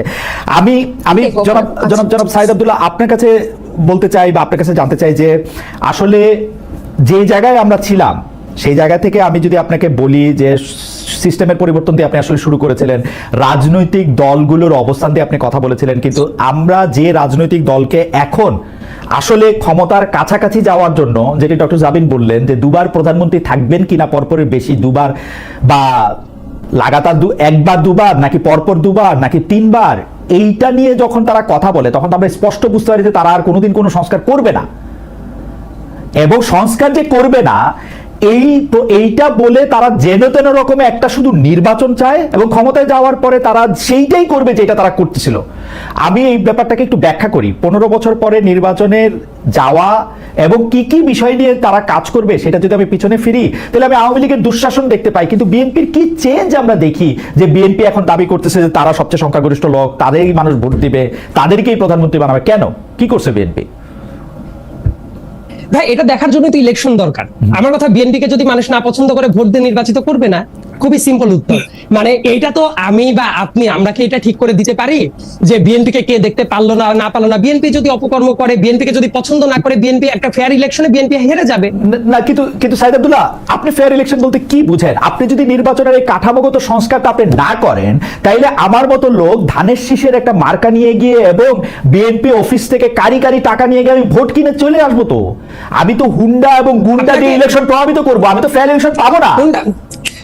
ব্যাপারটা হলো কি খালেদ ভাই, বিগত আমার মনে হয় যে অনেকগুলা টার্ম আমরা শুধুমাত্র ওই আমি ডামির ভোট, নৈশ ভোট সবকিছু দেখে আমাদের কাছে মনেই হচ্ছে যে সামনেও এটাই হবে। তো তাহলে আমি বলতে চাই, এই মুহূর্তে দাঁড়িয়ে গণ অভ্যুত্থানের প্রায় 10 মাস শেষ হয়ে গেল। ডক্টর মোহাম্মদ ইউনূস অন্তত পক্ষে, তার তো শুধু ইলেকশন কমিশন না, তার তো পুলিশ বলেন, সাসিফিক জায়গা বলেন, এই জায়গাগুলো তো সংস্কারের একটা ম্যান্ডেট তার আছে। তো তাহলে কি সংস্কার হইলো যে আবার ওই শেষটাতে ভোট চুরি করার মতো পদ্ধতিটা থাকলো? আইন শৃঙ্খলা বাহিনীর কি সংস্কার হইলো না? তো সংস্কার হয় নাই। তো সবগুলি জায়গায় বিএনপির লোক বসে আছে, সংস্কার কেমনে হবে? যেখানে বিএনপির লোক নাই, সেখানে জামাতের লোক আছে, অল্প কিছু এনসিপির লোক আছে, এই তো। তো প্রপোর্শনাল আমার কথা যেটা আমি ওই আলাপে যাওয়ার আগে সবচেয়ে আগে একটা পয়েন্ট খুবই ক্লিয়ারলি বলতে চাই। খালেদ ভাই, আপনি যখন বললেন যে প্রত্যেকটা জায়গায় বিএনপির লোকই বসে আছে, আমি একেবারে থিওরিটিক্যাল ভাবে যদি চলে যাই, এই আলোচনাটা আমার কাছে মনে হয় যে একটু প্রবলেমেটিক এই কারণে ডক্টর মোহাম্মদ ইউনূস যখন ক্ষমতায় এসে বসেন উনি খুব ক্লিয়ারলি বলেছিলেন যে তার নিয়োগকর্তা হলো ছাত্ররা। এবং অনেক জায়গায়, কেন এই সরকারের ভেতরে আপনি যে বললেন সব জায়গায় বিএনপির লোক বসে আছে, ছাত্র প্রতিনিধি 2 জন বসে আছে না এখনো সরকারের ভেতরে? অনেক জায়গায় নিয়োগের বিভিন্ন জায়গায় যে ধরনের কথা বলছেন, এবং আমি প্র্যাকটিক্যালিটি যদি আরেকটা জায়গায় চিন্তা করি যে বাংলাদেশে এই মুহূর্তে সবকিছু বিএনপি কন্ট্রোল করছে, যখন আপনি এই জায়গাটা ধরে নিবেন তাহলে তো বলে সাইদ আব্দুল্লাহ, আপনাকে আমি উদাহরণ দেই। অনেক ক্ষেত্রে ডক্টর ইউনূস তার অসহায়ত্বর কথা প্রকাশ্যে বলেছেন, ইঙ্গিতে বলেছেন, আমি প্রকাশ্যে বলি। এই সরকার ক্ষমতা আসার একদিনের মাথায় বেগম জিয়ার, হ্যাঁ এটা অন্যায় মামলা, রায় হয়েছে। 2 নাম্বার ক্ষেত্রে তারেক রহমান সাহেবের বিরুদ্ধে যতগুলি মামলা হয়েছিল সবগুলি মামলা ইন অ্যাবসেন্সিয়া খালাস হয়েছে, কিন্তু ইন অ্যাবসেন্সিয়া তার পক্ষে তিনি রায় পেয়েছেন। তিনি এখনো বিদেশে বসে আছেন, তিনি ইন অ্যাবসেন্সিয়া রায় পেয়েছেন আগের রায়ের প্রতি অনাস্থা, আগের আদালতের প্রতি অনাস্থা প্রকাশ করে। এটা মানে খুব কমন ঘটনা না, কিন্তু আপনি আইনের ছাত্র, আপনি জানেন। ওনার তো এই আদালতে আইসা বলতে হবে যে আমি এখন হাজির হয়েছি, আমি এখন আপনার উপর আস্থা আনতেছি। উনি আস্থা ছাড়াই কিন্তু উনি সব বিষয়ে উনার পক্ষে রায় পাইছেন। প্রতিটা জায়গায় আপনি নির্বাচন কমিশনের কথা যদি আপনি বলেন, নির্বাচন কমিশনের মধ্যে আপনি ইশাক সাহেবের ঘটনা নিয়ে আপনি একটা আনহোলি হেস্ট দেখতে পান নাই? যে আপনার কাছে মনে হয় না যে নির্বাচন কমিশন? আপনি বলেন। আপনি যখন এই পয়েন্টগুলো তুলছেন, তাহলে তো আরেকটা পয়েন্ট তো আপনি বিএনপির মামলাগুলো শেষ হয়ে যাচ্ছে। ইউনূস সাহেবটাও দেখতে পাচ্ছি, ইউনূস সাহেবটাও দেখতে পাচ্ছি, হ্যাঁ ইউনূস সাহেবটাও দেখতে পাচ্ছি, হ্যাঁ ইউনূস সাহেবটাও দেখতে পাচ্ছি। সেটা এক ধরনের ট্রেডিং হচ্ছে, সেটা এক ধরনের ট্রেডিং হচ্ছে ইউনূস সাহেবের সাথে বিএনপির, ইউনূস সাহেবের সাথে বিএনপির ট্রেডিং হচ্ছে এটা। আমি আর আপনি তো দেখি নাই এটা, আপনি দেখেছেন? আমি তো দেখতে পাচ্ছি যে এর বেনিফিশিয়ারি, আমি তো বেনিফিশিয়ারি থেকে দেখবো। আমি তো দেখতে পাচ্ছি যে এই সরকার ক্ষমতায় থাকার বেনিফিশিয়ারি হচ্ছে ইউনূস সাহেব এবং বিএনপি, আর অন্য কেউ বেনিফিশিয়ারি নাই। অল্প বেনিফিশিয়ারি, এনসিপি কম, ওই যে 2 জন উপদেষ্টা আছে ফ্ল্যাগ লাগায় ঘুরে বেড়াচ্ছে। আছে এটা আবার একটা ঘটনাও আছে। ধরেন যে বিভিন্ন জায়গায় তাদের যে স্টেকের সংখ্যাটা, বাংলাদেশে তো অতীতে মোটা দাগে তো 2টা দলই ছিল, জামাত ছিল, এনসিপি নতুন দল, তাদের সংখ্যার অনুপাতে দেখা যাবে যে তারা ওই পরিমাণ বেনিফিটটা পাচ্ছে। আপনি তো একদিন এসে যদি বলেন এই মুহূর্তে আওয়ামী লীগ নাই, তাহলে বিএনপিও কোথাও থাকবে না। এর মিনিং হলো তাহলে ওই জায়গাগুলোতে কারা থাকবে? এই বেনিফিটের প্রশ্নটা যখন আপনি করলেন, এর মিনিংটা হলো ইউনূস সাহেবও বেনিফিট নিচ্ছেন, বিএনপিরও যদি কথা বলেন আছে, জামাত বলেন জামাত বেনিফিট পাচ্ছে না। তার বাইরে তো জনগণ আছে ভাই, যারা বিএনপি, জনগণ তো অবশ্যই আছে, কিন্তু এককেন্দ্রিক ভাবে আমার মনে হয় যে ওইভাবে বলাটা আসলে খুব একটা সমীচীন হলো কিনা আমার একটু সন্দেহ লাগছে। প্রত্যেকেই এই জায়গাটা আসার জায়গাটা ছিল, কিন্তু একটা দল বেনিফিট পাচ্ছে, সব জায়গায় বসে আছে, এই কথাটা আমার মনে হয় যে মানে কারেক্ট। আচ্ছা আমি একটু কারেক্ট করি, আমাকে একটা দল বেশিরভাগ ভালো জায়গায় বসে আছে এবং বেশিরভাগ বেনিফিট পাচ্ছে। একটা দল বেশি, এটা কে ঠিক করবে? এই প্যারামিটারটা কে ঠিক করবে? এটা তো প্যারামিটারের প্রশ্ন না, আমি হচ্ছে যে উপসংহারটা দেখতে পাচ্ছি। আমি ফলত আমি গাছ থেকে কি ফল পড়তেছে সেটা দেখতে পাচ্ছি, এবং বিএনপির হুঙ্কার দেখতে পাচ্ছি, বিএনপির হুঙ্কার দেখতে পাচ্ছি ক্ষমতায় আসার আগেই। হুঙ্কার আরো অনেকেরই দেখতে পাচ্ছেন। হুঙ্কার যে ছাত্রটা বিশ্ববিদ্যালয়ের হলে ছিল, সেই ছাত্রটা মানে বিশ্ববিদ্যালয়ের হল থেকে বের হয়ে গিয়ে এখন এত বেশি পাওয়ার দেখাচ্ছে বিভিন্ন জায়গায়, এই চিত্রটাও তো দেখেছেন। তার মানে হলো তার পাওয়ার তো রক্তে কিনা, বিভিন্ন জায়গায় সাইদ আব্দুল্লাহ, তার পাওয়ার তো রক্তে কেনা। তো আপনার কি মনে হয় যে বিএনপির পাওয়ারটা তো উড়ে এসে জুড়ে বসা? না, অ্যাবসলিউটলি নো খালেদ ভাই, এটা টোটালি অপোজ করার মতো একটা জায়গা। উনি এসে জুড়ে বসা যখন আপনি আপনি বিশ্বাস করেন খালেদ ভাই? আপনি এটা বিশ্বাস করেন? আমার বিশ্বাসের কথা আপনি বাদ দেন, আমার বিশ্বাসের কথা বাদ দেন খালেদ ভাই। আমার বিশ্বাসের কথা আমি অত্যন্ত রেসপেক্টফুল আমি বলছি, আপনিই তো বললেন এটা উড়ে এসে জুড়ে বসে। আচ্ছা, এটাকে আমি উদ্ধৃতি চিহ্নের মধ্যে দিলাম যে কেউ বলছে, কেউ বলতে, কিন্তু এনসিপির বা যে ছাত্রের কথা আপনি, ছাত্রছাত্রীর কথা আপনি বলতেছেন, তার যে অধিকারটা আদায়ের জন্য যে সে রক্ত দিছে সেটা আমি চোখে দেখছি। বিএনপিটা আমি কানে শুনছি। এবার বলেন, আপনি কানে শুনেছেন, তার মানে কেন বিএনপির কেউ মারা যায় নাই খালেদ ভাই? মারা গেছে। আপনি যখন বলছেন বিএনপির মারা গেছে, প্রথম যে ছাত্র আমাদের বন্ধুরা যাদেরকে আমরা মারা যেতে দেখেছি আমাদের এই আন্দোলনের অংশে, প্রথম কয়েকজনের নাম বলে তো ওয়াসিম আকরামের নামও চলে আসবে, চট্টগ্রামের, সে বিএনপি উইং এর ছিল, এবং একই সাথে বিএনপির হিউজ নাম্বার একজন মানুষ মারা গেছে, জামাতেরও অনেকে মারা গেছে। সো আপনি যদি বলেন যে ছাত্ররাই শুধুমাত্র রক্ত দিয়ে কেনা, এই ব্যাপারটা আমি এই আন্দোলনের একটা অংশ হিসেবে আমি খুবই তীব্রভাবে দ্বিমত পোষণ করলাম। এই জায়গায় রাজনৈতিক দল থেকে শুরু করে প্রত্যেকেরই খুব বড় রকমের স্টেক আছে। সো তাদের রক্তগুলো আমার মনে হয় যে সবার দেখা উচিত। খালেদ ভাই, যদি আমরা না দেখি তাহলে কেউ আমাদের বলতেই পারে রাজনৈতিক দলগুলি কিন্তু না সাইদ আব্দুল্লাহ, আপনি রাগ করেন না, এবং যারা বিএনপির সমর্থক আছে তারাও রাগ করেন না, কিন্তু আমি জিনিসটারে যেভাবে দেখি সেভাবে আমি বলি যে রাজনৈতিক দলগুলির অংশগ্রহণ ছিল, কিন্তু বিএনপিকেও কিন্তু বারবার বলতে হয়েছে যে এটা একটা রাজনৈতিক আন্দোলন না, যাতে সব মানুষের আন্দোলন এটা হয়। তো এই সব মানুষের আন্দোলনটাকে কারা নেতৃত্ব দিছে? ছাত্র জনতারাই নেতৃত্ব দিছে। এটা ছাত্ররা সামনে ছিল, ছাত্রদের সামনে থেকে উৎসাহী হয়ে আরো অনেকে আসছে, আমরাও এটার মধ্যে, আপনি অনেক প্রত্যক্ষভাবে অংশগ্রহণ করেছেন, আমরাও একটু দূরবর্তীভাবে অংশগ্রহণ করছি, কিন্তু উদ্দেশ্যটা ছিল সিস্টেমটা পাল্টানো, যেটা আপনি এটার মধ্যে শুরু করছিলেন। এখন আপনি শুধু আপনার একটা প্রেফারেন্সের জন্য ওই সিস্টেমটার কাছেই আবার আটকে থাকতেছেন কিনা, আমি কখনোই বলছি না সেটা, আমি কিন্তু কখনোই বলি নাই এক্স্যাক্টলি অ্যাজ ইট ইজ সিস্টেমটা থাকবে, এটা আমি কখনোই মনে করি না। অনেক জায়গায় চেঞ্জ আসার দরকারটা আছে, কিন্তু বর্তমানের সংকটটা কোথায় চলে গেছে খালেদ ভাই, প্রথম কথা আমি কিন্তু ব্যক্তিগতভাবে যেটা মনে করি, এই আন্দোলনটা, গণ অভ্যুত্থানটা, এটা সবার মানে সবার, এমনকি আপনাদের মতো যারা জার্নালিস্ট আছেন তারাও কি পরিমাণ ত্যাগ স্বীকার করেছেন না। একই সাথে আমি আরেকটা জিনিস বিশ্বাস করি, এই জায়গাটা এসে যাতে এটা ডেডলকে না পরিণত হয়, যে এই যে অনেকেই যে বলে এই সংকটটা, আপনি যে আলোচনাটা টানছেন, এটা প্রেমিসটা কি, এটার জায়গাটা হলো যে সংস্কার নাকি নির্বাচন। খালেদ ভাই, আমি যদি একটা কাউন্টার প্রশ্ন করি, আপনি কি কখনো মনে করেন যে সংস্কারের কোনো নির্দিষ্ট সীমা আছে যে ওই পয়েন্টে যাওয়ার পরে সব সংস্কার শেষ হয়ে যাবে, তারপর দেশটা জান্নাতুল ফেরদৌস চলে যাবে? সাইদ আব্দুল্লাহ, আমি কিন্তু সংস্কার না নির্বাচন এই মুখোমুখি অবস্থানের মধ্যে আমি এটাকে কখনো নিতে চাই না। আমি আপনাকে সরল একটা প্রশ্ন করছি, সেটা হচ্ছে যে আপনি সিস্টেমটার পরিবর্তনটার ব্যাপারে যেভাবে কাঙ্ক্ষিত হচ্ছে না, এবং এটার মধ্যে থেকে আমি শুধু আপনাকে ভাইবা দেখতে বলতেছি, আপনি বলতেছেন এই আন্দোলন সবার, এই সবার মধ্যে কি আপনি এনসিপির বাদ দিতেছেন, বৈষম্য বিরোধী ছাত্র আন্দোলনটা বাদ দিতেছেন?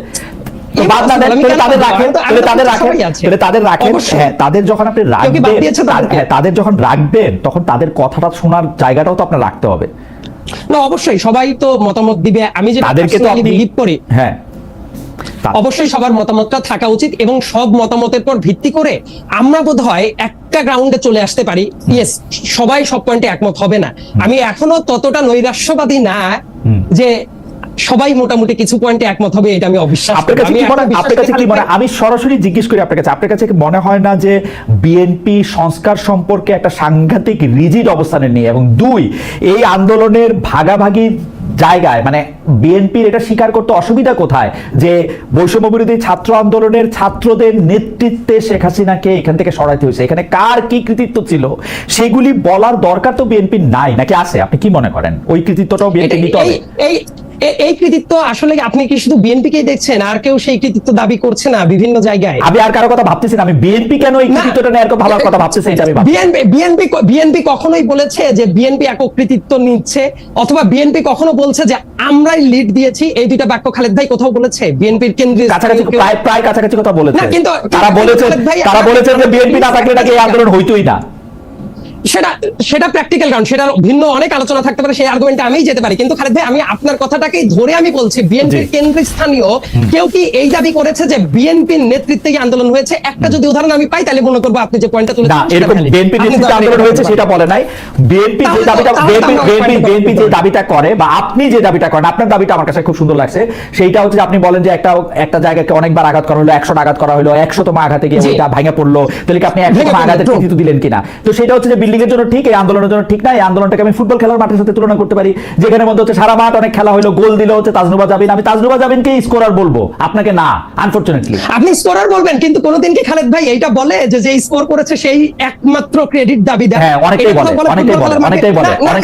হেডলাইনটা স্মরণ করেন, মেসির গোলে হারালো অমুক তমুককে, সেটা হেডলাইনটা। কিন্তু সবসময় কি এটা হয় খালেদ ভাই? বেশিরভাগ সময় হয়, বেশিরভাগ সময় না। আপনি ফুটবল খেলার কথা বলেন, ফুটবল আমারও অনেক প্রিয় খেলা, কিন্তু আপনি যখন চিন্তা করবেন যে একজন স্ট্রাইকার গোল দিল, শুধুমাত্র সেই জিতিয়ে নিয়ে আসলো, এই জায়গাটা বোধ হয় যে ফুটবল খেলা আমার কাছে মনে হয় যে তাদের কৃতিত্বটাকে নিয়ে ভাগাভাগি করতে যাওয়াটাই এইটা বাংলাদেশের রাজনীতিতে একটা আনফরচুনেট জায়গা হচ্ছে। তাদের কৃতিত্ব তাদের জায়গায় দেওয়া দরকার ছিল। এবং একটা কথা বলি ভাই, আমার পার্সোনাল অপিনিয়নটা বলি, আমার মনে হয় যে তাহলে আপনি একটু খুশি হবেন। জি, যারা আন্দোলন করেছে আমরা তো সবাই সহযোদ্ধা মানুষ, এবং আমি দৃঢ়ভাবে বিশ্বাস করি এই আন্দোলনটা যখন থেকে শুরু হয়েছে, এই যে বৈষম্য বিরোধী ছাত্ররা যারা ছিল তারা নেতৃত্বস্থানীয় জায়গায় ছিল, এইটা কেউ অস্বীকার করা কারোর জন্যই কখনোই উচিত হবে না। একই সাথে এই পয়েন্টটা এইভাবে আসা উচিত, তাদের আন্দোলনে কোটা সংস্কার আন্দোলনটা শুরু হলো, কোটা সংস্কার আন্দোলন ধীরে ধীরে গণ অভ্যুত্থানের দিকে এগিয়ে গেল, এবং রাজনৈতিক দলগুলো খুবই গুরুত্বপূর্ণ রোল প্লে করেছে, মানে ছাত্রদের স্টেকও থাকবে, রাজনৈতিক দলগুলোকেও আপনি একদম নালিফাই করে দিবেন, সেটাও একটা ওকে অনৈতিক প্রস্তাব। নালিফাই, তাহলে আমার মনে হয় যে নালিফাই প্রশ্নটা আমার- কোথা থেকে আসলে এটা আমি বুঝতে পারতেছি না। সাইদ আব্দুল্লাহ, আমরা আবার আসি না, আপনার কাছে, অনেকেই নাহলে বলেছে, আপনি শুনবেন। অনেকেই এই কথাও বলে যে রাজনৈতিক অনেকেই দলগুলি এই কথা কিছু বলে। ছিল না, রাজনৈতিক Yes, দলগুলি এই কিছু কথা ছিল বহু না। মানুষ বলে, রাজনৈতিক অবশ্যই দলগুলি বলে। কিছু ছিল না।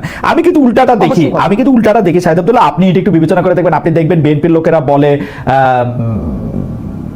মানে কি করলে জানি কে ভেসে যাবে, বিএনপির লোকেরা বলে অনেক- দৌড়ানি দিলে এরকম- বঙ্গোপসাগরে পড়বে, আরেকজন বলে এরকম রেটরিক কি শুধু বিএনপির লোকজন বলছে, অন্য কেউই বলছে না? সংস্কার প্রস্তাব না মানলে সেই প্রস্তাবটা কোরআন শরীফেরই বিরোধিতা করা হবে, এমন কথা কেউ বলে না? হ্যাঁ, এগুলিও বলে। আবার এনসিপির অনেকে এমন কথাবার্তা বলে যেটা রাজনৈতিক দলকে, যেমন দুই একটা বলেন তো আমার যেমন এই শেষ করে- যেমন শেষ করে- ওকে সাইদ আব্দুল্লাহ, আসতেছি আপনার কাছে, সাইদ আব্দুল্লাহ আসতেছি আপনার কাছে। খুবই জমে উঠেছে আলোচনা, খুবই মানে জীবন প্রাণ দিয়ে সাইদ আব্দুল্লাহ আমাকে বোঝাতে চেষ্টা করছেন। আমি খুবই কি বলবো যে খুবই ছাত্রের মতো বুঝতে চেষ্টা করতেছি, আমি মনোযোগ দিচ্ছি কিন্তু সাইদ আব্দুল্লাহ, আমি মনোযোগ দিচ্ছি কিন্তু আচ্ছা, আমরা দর্শকদের জানতে চাইছিলাম যে ফেসিবাদ বিরোধী লড়াইয়ে সেনাবাহিনীর স্পষ্ট অবস্থান দেখতে চান এনসিপি নেতা সার্জিস আলম। প্রিয় দর্শক, এই চাওয়া যৌক্তিক বলে মনে করেন কিনা? শতকরা 79% দর্শক মনে করেন যে হ্যাঁ এটা ঠিক বলেছেন, শতকরা 21% দর্শক মনে করেছেন এটা ঠিক বলেন নাই।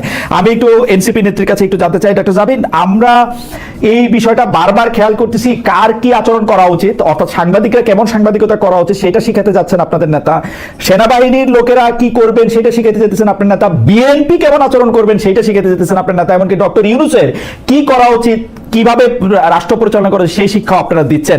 আপনাদের মানে আপনাদের মতামত দেখে মনে হচ্ছে যে মানে এভরিথিং আপনারা যেভাবে বলবেন সেভাবেই আসলে পরবর্তীতে সব রাষ্ট্রের সিদ্ধান্ত দিতে হবে, এটা আপনারা আসলে দলগতভাবে খুব মনে করেন কিনা? আর আমি আপনাকে ছোট দিয়ে একটা জিনিস একটু মনে করে দিতে চাই, আপনি যদি একসাথে একটু বলেন। এর আগের বার যখন আমার সাথে এনসিপি নেতা নেত্রীদের দেখা হয়েছিল এবং যখন আপনিও এই কথা বলেছিলেন যে আপনারা আসলে এটাকে আপনাদের আয় ব্যয়ের হিসাব, আপনারা কিভাবে দলটি পরিচালনা করবেন, অর্থনৈতিক কাঠামো কি হবে সেটি আপনারা বলবেন।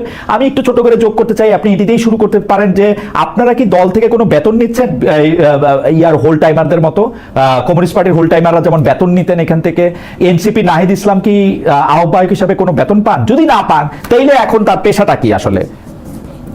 আপনার কাছে একটু যেতে চাই। আচ্ছা, শুরু থেকেই শুরু করি, যেহেতু শুরুর প্রশ্নগুলো একটু ওই আগের আলোচনার সাথে প্রাসঙ্গিক ছিল।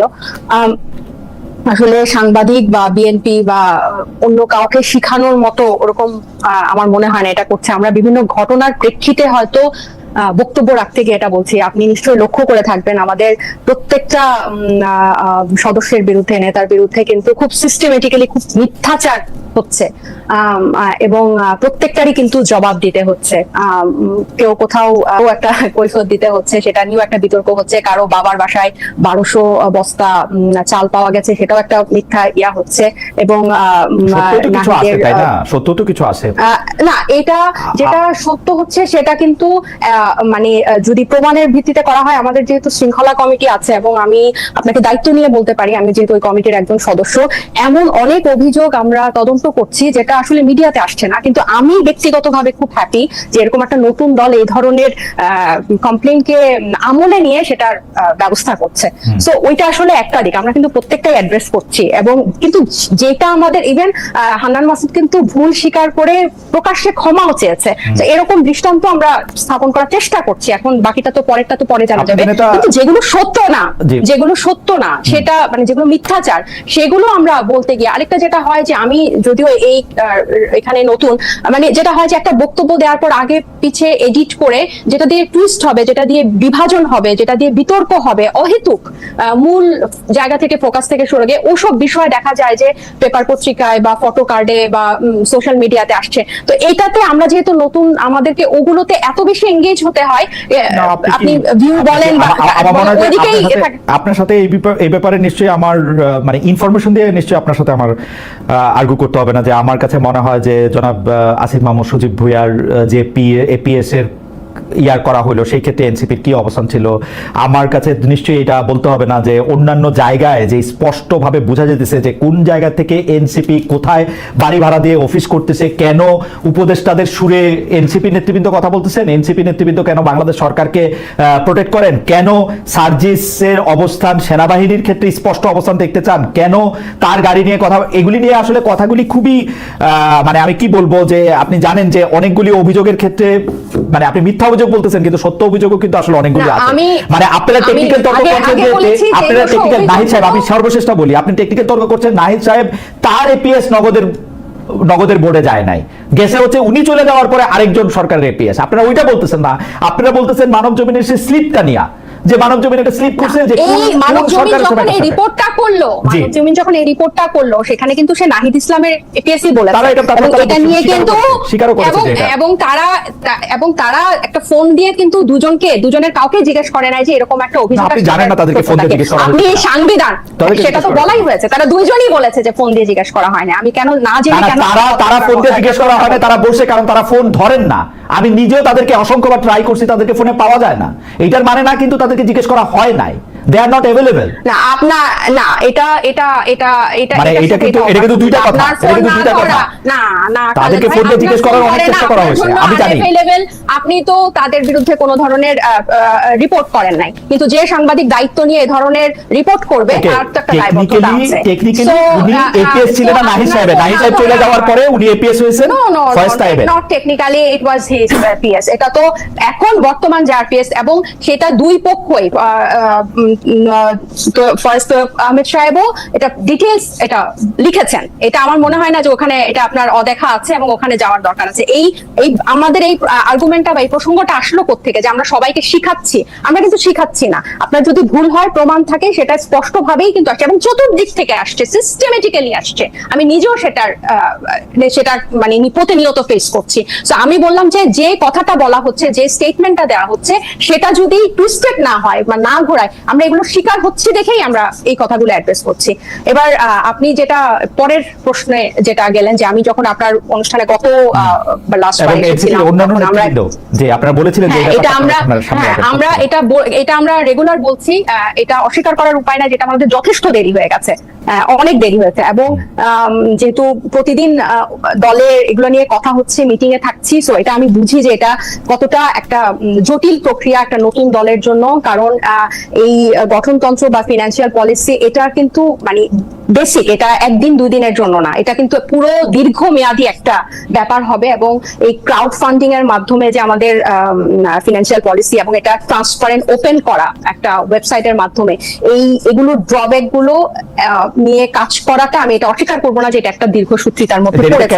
কিন্তু দেরিটা আসলে আমি বলবো যে এটা টেকনিক্যাল, কারণ গতকালও আমি সারাদিন হচ্ছে পার্টি অফিসে ছিলাম, এবং টেকনিক্যাল এই কারণে বলবো যেহেতু আমাদের 217 জন সেন্ট্রাল মেম্বার, বা আপনি বলেন 200টা পরিবার থেকে উঠে এসেছে, 200টা ফ্যাক্টর থেকে উঠে এসেছে, এবং আমাদের জেনারেল বডির সবার মতামত এটাতে অনেক বড় একটা প্রাধান্য রাখে। সো দেখা যায় যে কোনো একটা মতের প্রেক্ষিতে এটার ক্ষেত্রে এটা হবে, তখন আরেকবার এটা গঠনতন্ত্র টিম আবার এটা এই প্যানেলের সাথে বসে এটাকে আবার ঠিক করতে হচ্ছে, বা আরেকজনের এই ফিনান্সিয়াল পলিসিটা মানে একদম আমি বলবো না যে এটা আসলে দায়সারা হয় বলার জন্য যে ফাইনাল টাচ চলছে। আমি বলবো যে এটা সবার সম্মতিক্রমে পাশ করানো বা বের করে আনাটাতেই সময়টা লাগছে, এবং এটা খুবই যুক্তিসঙ্গত, কারণ কি দল থেকে বেতন নিচ্ছেন? না, এটা তো এরকম তো হচ্ছে না। ওটা আমাদের ম্যাক্সিমামই হচ্ছে কিন্তু চাকরিজীবী। আমাদের মানে আমাদের মিটিংগুলো হয় রাতে। নাহিদ ইসলাম সাহেব এখন কি করেন? নাহিদ এখন একটা রাজনৈতিক দলের আহ্বায়ক, এবং সে সাংগঠনিক কাজেই ব্যস্ত। পেশা এটা আপনি ওনাকে জিজ্ঞেস করলেই আপনি মনে হয় ওনার কোনো পারিবারিক ব্যবসা আছে কিনা আমার হচ্ছে এটা মানে আমার কাছে জিজ্ঞেস করাটা প্রয়োজন মনে হয় নাই। আপনাদের যদি জানতে, মানে সে এখন সাংগঠনিক কাজে ব্যস্ত, তার একটা বড় দায়িত্বশীল পদে সে আছে, এবং পুরো একটা নতুন রাজনৈতিক দলকে করা, আমাদের নিবন্ধন আছে, সামনে গঠনতন্ত্র আছে, পাশাপাশি এই যে সংস্কার কমিশনের এই জিনিসগুলো চলছে, এগুলো আমরা কাকে দিচ্ছি না, আমরা দলকে তো দিচ্ছি। আমরা যেভাবে পাচ্ছি তাদেরকে কিন্তু দলকে দিচ্ছি। যে আপনারা ডাকেন, আমরা তো চলছে, আমরা এটা উনি কিভাবে চলবে, এটা উনি আছে, ওনার পরিবার আছে, এটা সম্পূর্ণভাবে তার ব্যক্তিগত। আমার মনে হয় যে এটা ইখতিয়ারের প্রশ্ন না, এটা স্বচ্ছতার প্রশ্ন। আমি একটু দর্শকদের আমি কিন্তু এই প্রশ্ন যে কোনো রাজনীতিবিদকে পাই, তার দলকে পাই, আমি কিন্তু এই প্রশ্ন সবসময় করে থাকি। আমি মনে করি যে এটা কাউকে আন্ডারমাইন করার জন্য না, খালেদ ভাই, কিন্তু আমি তো তাকে জিজ্ঞেস করতে পারি না। এবং সে যখন উপদেষ্টা থেকে বের হয়ে আসে, সে কিন্তু খুব সুন্দর করে তার সবকিছু বিবরণী দিয়েছিল, আমরা দেখতে পেরেছিলাম। সো এখনো যে গঠনতন্ত্র হচ্ছে বা যে ধরনের পলিসি হচ্ছে, তার বিবরণী দেখে আমার কাছে মনে হলো সদস্যেরই কিন্তু এটা প্রকাশ করতে হবে, আমাদের আর্থিক স্বচ্ছতাটা প্রকাশ করতে হবে। সেটা আপনারা বলছিলেন যে প্রথম থেকে করেন নাই আর কি। হাওয়েভার এটা তো আমি স্বীকার করছি যে আমাদের এই ব্যাপারগুলো আসলে এখন বলতে গেলে অনেকটা মানে মনে হয় যে কালক্ষেপণ করছি প্রত্যেক প্রোগ্রামে এসে, বাট ব্যাপারটা এরকম না। এগুলোতে আমরা কাজ করছি এবং অনেক দূর কাজ এগিয়েছে, গতবারের থেকে এখন অনেক দূর কাজ এগিয়েছে, কিন্তু জিনিসটা ফাইনালি প্রকাশ করার আগে সময় লাগছে, এটা আসলে অস্বীকার করার কোনো উপায় নেই। কিন্তু খালেদ ভাই, আমি এটা বলি যে এই যে ফিনান্সিয়াল ট্রান্সপারেন্সি যদি না থাকে, এনসিপি আসলে দাঁড়াতে পারবে না। এটা আমার ব্যক্তিগত মত। এটা ছাড়া আসলে আমি আপনাকে শুধু আরেকটা প্রশ্ন করি, যে সেটা হচ্ছে যে নোবেল পুরস্কার সহ আরো কিছু পুরস্কার যেমন অস্কার, পুলিৎজার, এগুলি পুরস্কারের জন্য করের আওতামুক্ত করা হয়েছে এবারে বাজেটে। এর সঙ্গে কি ডক্টর ইউনূস এবং গ্রামীণ ব্যাংকের নোবেল প্রাপ্তির সংযোগ দেখেন আপনারা বা এনসিপি কেউ? অন্তর্বর্তীকালীন সরকারের সময় যে গ্রামীণ ব্যাংক এবং গ্রামীণ সংশ্লিষ্ট প্রতিষ্ঠানগুলি কর মওকুফ পাচ্ছে, বিভিন্ন লাইসেন্সের অনুমোদন পাচ্ছে খোদ ডক্টর ইউনূস, সেখানে কনফ্লিক্ট অফ ইন্টারেস্ট নিয়ে কি আপনাদের কথা হয়? আপনাদের দলের ভিতরে কি আপনাদের এটা কোনো অবস্থান আছে, নাকি আপনারা, যেহেতু ডক্টর ইউনূস প্রথমেই স্বীকার করে নিছেন যে আপনারা হচ্ছেন তার নিয়োগকর্তা, সেজন্য আপনারা কখনোই তার সমালোচনা করবেন না, এটা মোটামুটি ঠিক করা আছে, তাই তো? না, এইটার সমালোচনা, এই সংবাদটা যখন আসে তখন আমরা কালকে সবাই মিটিং এ ছিলাম অন্য একটা গুরুত্বপূর্ণ বিষয়ে, কিন্তু ওনার সমালোচনা মনে হয় মানে করি না। এটা আসলে একেবারেই ভুল মনে করেন কিনা, মানে গ্রামীণ কারণ হচ্ছে না এগুলো আমি আসলে এগুলো নিয়ে, মানে এটা এতটাই হালকা, পুরো বাজেটের বিষয়টার মধ্যে এটা এতটাই হালকা যে মানে এটা প্রয়োজনীয়তাটা কি বা এটা কোনখান থেকে এই জিনিসটার আসলো, আমি আসলে এটার কোনো ব্যাখ্যা খুঁজে পাই না আর কি। আর এই বাজেটের যে এই অন্তর্বর্তী সরকার, এই বাজেটটার জন্য তো জাতীয় ঐক্যমতের দরকার ছিল না। কেন ওনারা পুরনো কাঠামোতে এরকম একটা গতানুগতিক বাজেট দিল? এটার জন্য তো সব রাজনৈতিক পক্ষের সাথে ঐক্যমত, এটা তো ইন্ডিপেন্ডেন্টলি তারা করতে পারতো। কেন তারা এরকম একটা সুযোগ হারালো যে একটা জনমুখী বৈষম্যহীন একটা বাজেট তারা দেশকে উপহার দিতে পারতো, যেটা পরবর্তী সরকার এসে চাপে থাকতো যে এটার থেকে আমি এখন করতে পারবো না। আমি জাস্ট এক লাইন একটু বলি, তারা কি এই যে অর্থনৈতিক সংস্কার নিয়ে কিন্তু তাদের কাছে 2টা প্রতিবেদন ছিল, আমরা এগুলা নিয়ে কোনো আলোচনা দেখলাম না। একদম দায়সারা ভাবে যেন বাজেটটাকে অনেকটা ওনি করেন না, আমি এটা আমার ব্যক্তিগত মত যে ওনি করেন না, এমন ভাবে বাজেটটা আসলে প্রদান করা হয়েছে। অর্থনৈতিক সংস্কারের 2টা প্রতিবেদন কিন্তু ছিল, শ্বেতপত্র কমিটি, টাস্কফোর্স কমিটি, এগুলোর কোনো কিছু আমরা দেখলাম না। এবং যে প্রবৃদ্ধির হার কমছে, এদিকে জিডিপি 31% মতো দেখাচ্ছে, মানে অসঙ্গতি রেখে বিভিন্ন যে তথ্য ভিত্তিতে যে বাজেটটা হয় এগুলো সব পুরনোটাতে রেখে এটার তো সমালোচনা আমরা আপনার অনুষ্ঠানের মাধ্যমেই করছি। আমার মনে হয় যে আমি প্রশ্নটাকে আরেকটু সরল করে আপনার সঙ্গে আবার একটু আলোচনা আসবো। আমরা একটু অনুষ্ঠানের টাইমটা আমরা একটু বাড়াতে চাই আজকে, এটা হয়তো একটু বাড়বে কারণ অনেকগুলি বিষয় নিয়ে আসলে আপনাদের দুজনের কথাই একটু বা আমার ইন্টারভেনশনের কারণে একটু হয়তো লম্বা হয়ে গেছে। আমি একটু সাইদ আব্দুল্লাহ আপনার কাছে ফিরতে চাই। সাইদ আব্দুল্লাহ, আমি একটু বাজেটের প্রসঙ্গে আসি, যে বাজেটটা দেওয়া হয়েছে সেই বাজেট আসলে বিএনপি বলি, জামায়াত বলি, এনসিপি বলি, কোনো দলই আসলে সে প্রশ্ন করে নাই। আমরা কিন্তু সব যে সিভিল সোসাইটি বলে আমি তাদেরকে চিনি, তাদের কেউ কিন্তু আসলে বাজেটটার আসলে খুব ভালো কথা বলছে এরকম না, বরং আমার কাছে মনে হচ্ছে যে আওয়ামী লীগের আমলের ধারাবাহিকতাই এই বাজেটটার মধ্যে এটার মধ্যে বেশি পড়ছে। আপনি কি মনে করেন যে সরকার আসলে ঠিক মতো চিন্তাই করতে পারতেছে না, সরকারের স্বাভাবিক দায়িত্বগুলি পালন করতেছে, সরকারের সবকিছু আপনার কারণে বা আমাদের কারণে বা এনসিপির কারণে, আপনি যাদেরই দায়ী করেন, যে সরকার শুধু একটা ডেটের মধ্যেই আটকে থাকতেছে আসলে, আর কিছু বিদেশ ভ্রমণ? যে ডিসেম্বর খালেদ জুন ভাই, এই এটা জায়গায়- কালকে আমি দেখতেছিলাম 26টা দল ওইখানে আসে, মানে আপনিও নিশ্চয়ই দেখছেন এখন টিভিতে। আমি এখন টিভি নামে একটা টিভি অনেকক্ষণ ধরে দেখাচ্ছিলাম, পুরোটাই প্রায় দেখতে চেষ্টা করতেছিলাম, যে সেটার মধ্যে 26টা দলের মধ্যে অনেকগুলি দল সেটা বলতেছে যে ডিসেম্বরে না কেন, ডিসেম্বরের আগে না কেন, এনসিপি ছাড়া। কেউ কেউ আবার এটা বলতেছে যে ঠিক আছে আপনি ডিসেম্বরের পরে দেন, আপনি একটা ডেট ঘোষণা করে দেন, আপনি এই রহস্যের মধ্যে রাখার মানে কি? মানে আমি কিন্তু মানে এটা আমি একই প্রশ্ন আমি তাজনুবার কাছেও জানতে চাইবো যে ডক্টর জাবিন আপনিও আমাদেরকে একটু বলবেন যে আপনাদেরকে একটু মানে মানে জানতে ইচ্ছে করতেছে না যে কেন এই ডিসেম্বর থেকে জুনের এই একটা করিডোর রাখা হয়েছে? আপনি ভাই আমি একটু বাজেটটা প্রসঙ্গে যদি একটু আগে বলতেন। জি স্যার না, বাজেটটার প্রসঙ্গে বলবো এবং একই সাথে এটা ইন্টারলিঙ্কড একটা ব্যাপার, মানে আমার পার্সোনাল আন্ডারস্ট্যান্ডিং থেকে বাজেটের কথা যেটা আমার কাছে মনে হচ্ছে, এই বাজেটের ব্যাপারে অন্যান্য রাজনৈতিক দলের বেশ কিছু কমেন্ট আমি দেখলাম যে কেউই আসলে খুব বেশি হ্যাপি না। কিন্তু অ্যাপার্ট ফ্রম দিস থিং, এই বাজেটটা তারা যদি মানে তাদের দৃষ্টিতে যদি অনেক বেশি আধুনিক করার চেষ্টা করতে, সবকিছু করার চেষ্টা করতে, এই জায়গায় কিন্তু অন্য জায়গায় রাজনৈতিক দলের যেভাবে কমেন্ট গুলা ছিল, অন্তত এইটা করার ক্ষেত্রে কিন্তু ওই জাতীয় কমেন্টটা ছিল না। এবং আপনি তাহলে বলতে পারেন যে তাহলে এটা কেন হলো না? আমার কাছে মনে হচ্ছে এই সরকার একটা জায়গায় ফোকাস করেছে যে ইলেকশন ডিসেম্বর থেকে জুন, কম সংস্কার চাইলে ডিসেম্বর, বেশি সংস্কার চাইলে জুন। এবং একই সাথে আমি প্রসঙ্গটা আনছি কারণ আমার কাছে মনে হচ্ছে ইন্টারলিঙ্ক। উনি জাপানে গিয়ে, আপনি একটু আগে প্রসঙ্গটা চমৎকার ভাবে অবতারণা করেছেন, উনি জাপানে গিয়ে বললেন একটা দল ছাড়া কেউ আসলে ডিসেম্বর ইলেকশন চায় না, মানে একটা দলের দিকেই কামান দাগানোর চেষ্টাটা করলেন। হোয়ারএজ বেশ কয়েক মাস আগে থেকেই অনেকগুলো দল তারা আমার কাছে মনে হয় সাইদ আপনি খুবই আমি আপনার একটু অনুরোধ করি যে আমরা কি ডক্টর ইউনূসের ভুল অনুবাদ করলাম? আমার কাছে কিন্তু ইংরেজিটা শুই না মনে হয়েছে একটা দল ডিসেম্বরে নির্বাচন চায়, একটাই দল ডিসেম্বরে নির্বাচন চায়, এটা উনি বলেন নাই। একটা দল চায় মানে কি ওয়ান পার্টি মানে কি ওয়ান ভেরি গুরুত্বপূর্ণ পার্টি, এইটা উনি মিন করছেন, এটা আমার ওনার কথা শুনে মনে হয়েছে। এবং এটার ইংরেজি অনুবাদ ওইটাই, কারণ ডক্টর ইউনূস তো খুব ভালো করে জানেন যে বিএনপি আজকে চাইলে লগে লগে 20টা দল তো ওনার সঙ্গে সঙ্গে কথা কবেই। আমার কাছে মনে হয়েছে, আপনার কাছে কি মনে হয়েছে? আপনার কাছে কি মনে হয়েছে? কিন্তু আমরা এটা অনুবাদ করলাম একটা দলই শুধু ডিসেম্বর নির্বাচন চায়। দিস ইজ লাইক আমি এক্স্যাক্টলি আমিও যখন এটা দেখলাম প্রথমবারের মতো, আমার কাছে মনে হয়েছে যে এটা আসলে কি আসা উচিত ছিল না। যেমন আপনি একটা টিভির কথা বলছিলেন, আমরাও তো বিভিন্ন জায়গা থেকে যখন এই সোর্সিংটা দেখি, আমার কাছে মনে হয়েছে কারণ অতীতে তো একেবারে পত্রিকার রিপোর্টই আছে অনেকগুলো দল চাচ্ছে, তখন আমার কাছে মনে হচ্ছে এই কথাটা কেন এইভাবে কেন আসলো। তো তারপরে এই ব্যাপারটার কনক্লুশন চলে এসেছে, কারণ ডক্টর মোহাম্মদ ইউনূস আসার পরে যখন অনেকগুলো রাজনৈতিক দল নিয়ে বসেছেন, উনি তো প্র্যাকটিক্যাল পিকচারটাই দেখেছেন, অনেকগুলো দলই চায়। এবং এই জায়গায় দেখেন ওনার আরো একটা জায়গা একটু মার্ক করে দেওয়াটা জরুরি। কিছুদিন আগে একটা ইন্টারভিউতে উনি বলেছিলেন মোটামুটি যে ডিসেম্বর হলে কম্প্রোমাইজড হয়ে যাওয়ার একটা সম্ভাবনা আছে ইলেকশন, এই টাইপও একটা তার নোশনটা ছিল, আপনি মনে করতে পারেন হয়তো বা। তো আমার কথা, 1.5 বছর ক্ষমতায় থাকার পরে ডিসেম্বরে যদি কম্প্রোমাইজড ইলেকশন হয়, তাহলে ওই পরবর্তী 5 মাসে কি এমন পরিবর্তন হবে যে সবচেয়ে একটা স্ট্যান্ডার্ড ইলেকশন হবে? আমরা তো অতীতের প্রেসিডেন্ট ডক্টর বিচারপতি শাহাবুদ্দিন আহমেদ যখন ছিলেন, তারপর ওই সময় 3 মাসের ভেতর অনেক চমৎকার একটা আমি যদি প্রশ্নটাকে একটু ঘুরায় বলি যে ডিসেম্বরে জনাব তারেক রহমান আইসা বাংলাদেশের প্রধানমন্ত্রী না হয়ে যদি মার্চ মাসে হন, কি এমন সমস্যা হবে?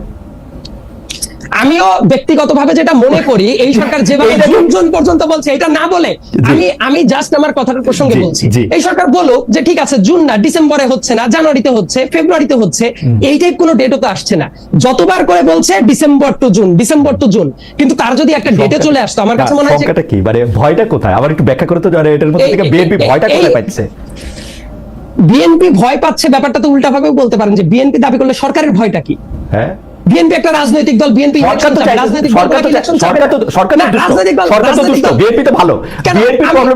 আমি ভালো খারাপ খালেদ ভাই, ভালো খারাপ এই ডিসিশন নেওয়ার আমিও কেউ না, আপনিও কেউ না, আমি ওই আলোচনায় না যাই। রাদার আমি বলি ব্যাপারটা হলো, আপনি যে প্রশ্নটা করলেন সরকার কিসের এত ভয় পায়, এটাও তো তাহলে একই সাথে আলোচনা হওয়া দরকার, তাই সরকারের এত ভয় কিসের?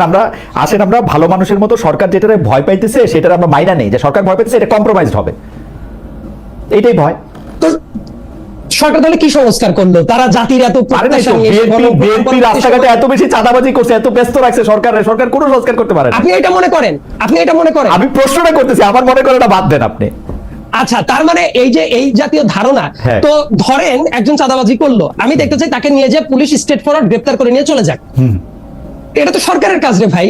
সরকার এখন দেখেন সিনারিওটা আমি বলি, সরকার ব্যর্থতার দায়ভার কিভাবে চাপায় এই উদাহরণটা আমি দিব খালেদ ভাই, আমার মনে হয় যে একটু যদি ফ্রিলি আমি বলতে পারি তাহলে উদাহরণটা দিতে পারি। 1 মিনিটে বলেন। জি, সুস্পষ্ট একটা উদাহরণ, সাবেক রাষ্ট্রপতি আব্দুল হামিদ যখন এয়ারপোর্ট দিয়ে চলে গেল, অ্যাজ ইফ সরকারের কেউই জানতো না, কিন্তু পরবর্তীতে বিভিন্ন ডকুমেন্ট নিয়ে খুবই ক্লিয়ারলি দেখা গেল যে ওই জায়গায় বর্তমানের এসবি ডিআইজি ইমিগ্রেশনের দায়িত্ব যিনি আছেন এবং এসবি চিফের যারা দায়িত্ব আছেন তাদের প্রত্যক্ষ পারমিশনের ভিত্তিতে তারা এয়ারপোর্ট ছেড়েছেন এবং ভিআইপি ট্রিটমেন্টেই আব্দুল হামিদ এয়ারপোর্টটা ছেড়েছেন। স্বরাষ্ট্রমন্ত্রী বলেছিলেন বড় গলায় যে এটার তদন্ত করে যদি না বের করতে পারেন পদত্যাগ করবেন, কমিটিও খুলে দিয়েছিলেন। তার পদত্যাগ করা উচিত, এটা আমি আপনার সাথে একমত, এবং স্বরাষ্ট্রমন্ত্রীর উচিত সরকার প্রধানের দিকে আঙ্গুল তোলা। না, শেষ হয় নাই, আমি আসছি।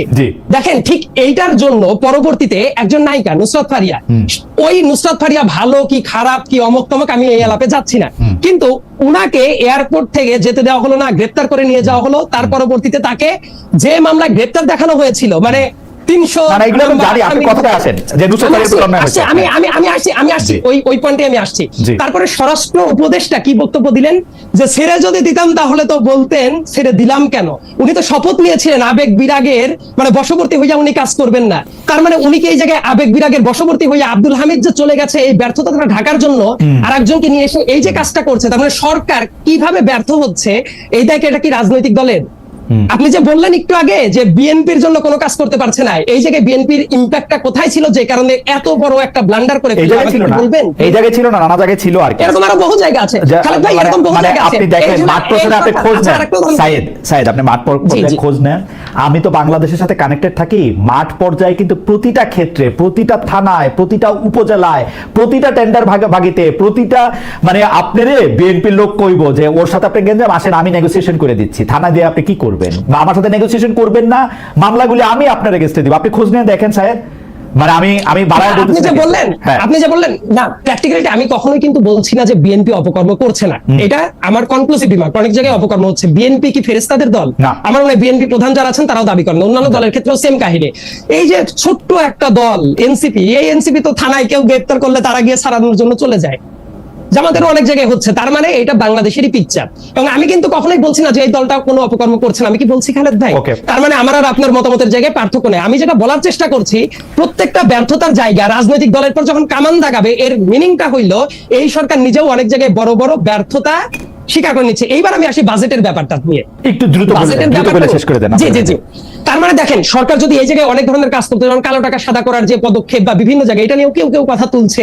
ওই যে আপনি পুরস্কারগুলো নিয়ে কথাই বলছেন, ডক্টর মোহাম্মদ ইউনূসের কথা বলেছেন, তারও দুই একটা রেফারেন্স আছে। এই সরকারের উপদেষ্টা মণ্ডলীর ভেতরে এমনও আছেন যেমন ম্যাগসেসে অ্যাওয়ার্ডও তারা পেয়েছে। সো ওই যে 9টা অ্যাওয়ার্ডের কথা বলছেন, তার ভেতরে কিন্তু অন্য আরো কয়েকজন আছেন। সো বিভিন্ন জিনিস যেটা আমার কাছে আইন কি বলে একটু ছোট করে জানেন, আইন কি বলে, যখন এই আইন ছিল না তখন আমি কর দিছি, পরে আইন হয়েছে, তারপরে কি আমার ভূতপূর্ব পুরস্কারের কর মাফ হয়ে যাবে? এটা তো সম্ভব না। না, এটা হওয়ার কথা। আমার তাদেরকে তো এটা বাইরেই রাখা যায়, তাদেরকে তো এটা বাইরেই রাখা যায়। আমি ওইটাই বলছি, কিন্তু ভবিষ্যতেও এই কাজটা আপনি যেহেতু ভবিষ্যতে নোবেল আর যে পাবে আপনি ছাড়া, তাও একটু দেরি হবে তো। না খালেদ ভাই, আমার মনে হয় যে বাংলাদেশে কেউ যদি নোবেল পায়, আপনি যেহেতু বলেন আমি একদমই যোগ্য মানুষ না, আপনিও পেয়ে যেতে পারেন। আমি পুলিশ ডেফিনেটলি আপনার পাওয়া উচিত। দাঁড়া, সেইজন্য আমি বলতেছি যে এটা পুরোটাই যে কনফ্লিক্ট অফ ইন্টারেস্ট বলে ডক্টর মোহাম্মদ ইউনূসের উপরে চাপানো হচ্ছে।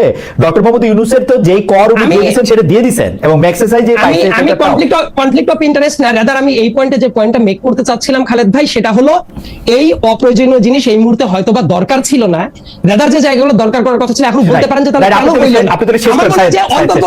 অন্তর্বর্তীকালীন একটা সময়ের ভেতরে এইটাই ডামাডোল যে থাকবে, এটা হলো প্র্যাকটিক্যাল গ্রাউন্ডের ব্যাপার। এবং এই কারণে অন্য কোন ইলেক্টেড গভর্নমেন্ট আসলে বাজেটটা নিয়ে যে পরিমাণ মানে চার সাইডে হাইট থাকে, আলাপ আলোচনা থাকে, এবার দেখবেন আলাপ আলোচনাটা কম। কারণ এই অন্তর্বর্তীকালীন সরকারের বাজেটের যে প্ল্যানটা, আমার কাছে মনে হচ্ছে সবাই ওইটাই ধরে নিচ্ছে অন্তর্বর্তীকালীন সরকারের জন্য এই পুরো ইস্যুটা ম্যানেজ করা হয়তো বা ইলেক্টেড গভর্নমেন্টের মধ্যে যে হিউজ স্কেলে করে সেটা সম্ভব না। এই জন্য এই জায়গায় ফোকাসটাও কম আছে। না, থ্যাংক ইউ। আমার দুইটা প্রশ্ন নিয়ে আমি ডক্টর জাবিন আপনার কাছে আসতে চাই, যেহেতু সরকারের মানে সরকারের সাথে আমি এনসিপির মানে সম্পর্কের ম্যাট্রিক্সটা একটু আমি ধরতে চেষ্টা করতেছি, আমি না বাকি অনেকেই ধরতে চেষ্টা করতেছে। আমি এইটা বলি যে বিগত সরকারের আমরা অনেক কঠোর সমালোচনা করছি, এখনো করতেছি, সেটা হচ্ছে ভারতের সঙ্গে বাংলাদেশের যে পলিসি ছিল সেই পলিসির কঠোর সমালোচনা। কিন্তু আমরা দেখতেছি যে ভারত আজকে ইচ্ছে হইতেছে, কালকে ট্রান্সশিপমেন্ট বাতিল করে দিচ্ছে, পরশু ভিসা নেওয়া কঠিন করে দিচ্ছে। কিন্তু বাংলাদেশের যে ভারতের সঙ্গে চুক্তি আছে, যেগুলি আমরা বলে আসছি এতদিন ধরে যে ভারতের ফরে চুক্তি, সেই চুক্তিগুলি প্রকাশ্যে আনার দাবি আমরা করতেছিলাম, সেই দাবি এনসিপি করতেছে কিনা, এবং ভারতের সাথে সেই চুক্তিগুলি বাতিল করার জন্য ডক্টর ইউনূসের উপর চাপ সৃষ্টি করতেছে কিনা। ডক্টর ইউনূস লিপ সার্ভিস দিচ্ছেন, তিনি ভারতের বিরুদ্ধে অনেক কাজ করতেছেন, কিন্তু আমরা একটা প্র্যাকটিক্যাল কাজ আমরা দেখি নাই যেটা ভারতের স্বার্থের বিরুদ্ধে গেছে। আই রিপিট, একটা দেখি নাই। আপনারা এনসিপি এটাকে কিভাবে দেখেন ভারত বাংলাদেশ সম্পর্কের ক্ষেত্রে ডক্টর ইউনূসের সরকার? এটা নিয়ে আসলে চুক্তির থেকেও বড় যে বিষয়টা আমি এখন আপনাকে একটু দেখি যে এই বিভিন্ন বর্ডার দিয়ে পুরো দেশে, আমাদের দেশে যে বিভিন্ন বর্ডার আছে, আজকের নিউজ আপনাকে আমি বলছি যে প্রায় 2000-এর মতো পুশিং হয়েছে এবং পররাষ্ট্র উপদেষ্টাকে আমি দেখলাম যে অনেকটা উনি সারেন্ডার, যে দিল্লিকে চিঠি দিবেন এবং এই পুশিং ঠেকানো যাচ্ছে না। এই যে পুরো বর্ডার দিয়ে যে প্রতিদিন ভারতীয় অবৈধ ভারতীয়দেরকে যে ঠেলে ঢুকানো হচ্ছে, এটার ব্যাপারে আমি কোনো ধরনের এখন পর্যন্ত কোনো রাষ্ট্রীয় বিবৃতি বা কোনো স্টেটমেন্ট বা কোনো ধরনের স্টেপ আমি কিন্তু এখনো দেখি নাই। সো এটার একটা বড় সমালোচনার জায়গা এবং বড় একটা দুশ্চিন্তার জায়গা। আর এই চুক্তি বা এই বিষয়গুলো নিয়ে আমরা বা আমাদের এই গণ অভ্যুত্থানের পরে যে আধিপত্যবাদ বিরোধী যে আমাদের একটা অবস্থান, এটা আমরা একদম শুরু থেকেই আমরা কিন্তু জানিয়ে আসছি। এবং আপনারা যখন জানিয়ে আসছেন তখন গত সরকারের সমালোচনা করতেছেন, কিন্তু আমি কিন্তু এনসিপির কাছে মাধ্যমে এই দাবি জানাতে চাই যে গত সরকারের সম্পাদিত চুক্তিগুলি ডক্টর ইউনূস সামনে আনুক এবং তারা কেন এটা বাতিল করতেছে না, এই সরকার এটা জবাব দিক। না, সেটা এই চুক্তিগুলো সামনে আনার কথা বা দাবি, এটা আমি জানি না আপনি মিস করেছেন কিনা, এটা আমরা আমাদের বিভিন্ন জনের বক্তব্যে, আমাদের কথাবার্তায় সবসময় ছিল। যেহেতু বর্তমানে সংস্কার এবং নির্বাচন এবং এই কেন্দ্রিক আলোচনা রাজনৈতিক প্রাঙ্গণে বেশি হচ্ছে, হয়তো এর মধ্যে আপনি শোনেন নাই, কিন্তু এগুলো কিন্তু আমরা এনসিপি না, তার আগে থেকেই 5th আগস্টের পর থেকেই আমরা যেই প্ল্যাটফর্মে সংগঠিত হচ্ছিলাম, নাগরিক কমিটি, এরপরে এনসিপি, আমরা সবসময় এই চুক্তিগুলোর কথা কি আছে এগুলো আপনারা কিন্তু বলেছেন যে গত সরকার অনেকগুলি চুক্তি এরকম করেছে, কিন্তু এই সরকার যে এগুলিকে বাতিল করতেছে না, এরকম কথা আপনারা বলছেন, আমি আসলেই শুনি নাই। আসলে খালেদ ভাই, এই আপনার গত প্রোগ্রামের পরে, আপনার গত প্রোগ্রামটা আমি দেখছিলাম, এটার পরে এই চুক্তির প্রসঙ্গটা আসলে একটু আলোচনায় আসে বা আপনার মাধ্যমে। তো এটার আমি তো ডিটেলস, এটা কেন সরকার করছে না, আমি সরকারের কেউ না যে আমি এটা আপনাকে বলে দিতে পারবো, কিন্তু এই দাবিটা আমরাও তুলে এনেছি। আপনারা দাবিটা তুলছেন, অবশ্যই অনেক ধন্যবাদ আপনাদের। আমি পরের যে প্রশ্নটা করতে চাই যে সম্প্রতি আপনি ঢাকা, মানে সরকার ঢাকা বিশ্ববিদ্যালয়ে ভর্তির ক্ষেত্রে জুলাই আন্দোলনে নিহত আহত পরিবারের জন্য কোটা রাখায় আপনি এটার সমালোচনা করেছেন। এখন প্রস্তাবিত বাজেটে আমরা দেখছি আয়কর মুকুফ সংক্রান্ত সুবিধা পাবেন যুদ্ধাহত মুক্তিযোদ্ধাদের পাশাপাশি জুলাই যোদ্ধারাও। এই বিষয়টা আপনি কিভাবে দেখেন? কোটার বিরুদ্ধে যে আন্দোলন, তাতে সাফল্য আসার পরে নতুন এক ধরনের কোটা, সেটাকে কিভাবে দেখছেন? আপনাদের এনসিপির এইটাতে আসলে মন্তব্য কি? জুলাই আন্দোলনের আহত নিহতদের পরিবারের জন্য কোটা রাখায় আপনিও সমালোচনা করেছিলেন, কিন্তু এটা আমরা দেখতে পাচ্ছি যে সরকারের মধ্যে থেকে এইটা আমরা আবার পাশাপাশি দেখতেছি যে জুলাই আগস্টে যারা সত্যিকারের আহত নিহত হচ্ছেন তাদেরকে টাকা পয়সা দেওয়ার ব্যাপারে আমরা একটা ঝামেলা দেখতে পাচ্ছি। মানে এটা কেন? মানে যেই জিনিসগুলি নিয়ে আসলে বিতর্ক তৈরি হবে আরো অনেক বছর পর পর, এমনকি এটা জুলাই স্পিরিটে এগেছে চলে যাবে, সেগুলোও করা হচ্ছে, এটাতে আপনারা আসলে কিভাবে দেখেন? খুব অল্প কথা যদি বলেন, লম্বা প্রশ্ন করার জন্য। না, হ্যাঁ, এটা আমাদের যখন আহ্বায়ক সাহেব প্রধান উপদেষ্টার সাথে দেখা করলেন, যখন ওনার পদত্যাগের একটা গুঞ্জন উঠেছিল বা হোয়াটএভার, তখন সবগুলো রাজনৈতিক দলই দেখা করেছেন। আমাদের কিন্তু ওনার সাথে দেখা করার পর প্রথম আমাদের কিন্তু দাবি ছিল এটাই, যে এই জুলাই শহীদ পরিবার এবং আহতদেরকে যে সঞ্চয়পত্র, মাসিক ভাতা, এককালীন টাকা দেওয়ার কথা ছিল, এটা যাতে বাস্তবায়ন হয়। এটা কিন্তু থেমে আছে এবং এই বাজেটেও কিন্তু 405 কোটি টাকা তাদেরকে বরাদ্দ করা হয়েছে এবং গ্যাজেটভুক্ত যেসব শহীদ পরিবার আছে, আহত যারা আছে 12,000-এর মতো, তাদেরকে ফ্ল্যাট দেওয়ার কথাও বলা হয়েছে। এবং এই যে জুলাই আহত বা শহীদ, এরা কিন্তু বেশিরভাগই হচ্ছে তরুণ এবং ছাত্ররাই, এবং তাদের ভবিষ্যৎ, অনেকের কিন্তু একেবারেই কর্মক্ষমতা চলে গেছে বা আংশিক আছে। তো এই ব্যাপারটাকে, তাদেরকে সাহায্য করার ব্যাপারটাকে অবশ্যই আমরা সাধুবাদ জানাই, কারণ দীর্ঘ একটা স্বৈর শাসকের পতন হয়েছে বা বাংলাদেশ মুক্তি পেয়েছে এদের বিনিময়। তো এটাকে অবশ্যই আমাদেরকে অ্যাকনলেজ করতে হবে। আমরা এনসিপিও এই গণ অভ্যুত্থানের পরবর্তী এটার স্পিরিট ধারণ করে করা একটা দল, আমরা তো অবশ্যই এটাকে সাধুবাদ জানাবো। এবং পাশাপাশি এই বাজেটে যেগুলো বরাদ্দ করা হয়েছে, মাসিক ভাতা, সঞ্চয়পত্র, ফ্ল্যাট, যেটাই হয় সেটা যাতে অবশ্যই বাস্তবায়ন হয়, এটা যাতে এই রয়ে না যায় আর কি, যে জাস্ট বাজেটের মধ্যে সীমিত না থাকে। ঠিক আছে, আমি শেষ প্রশ্ন আপনাকে করছি।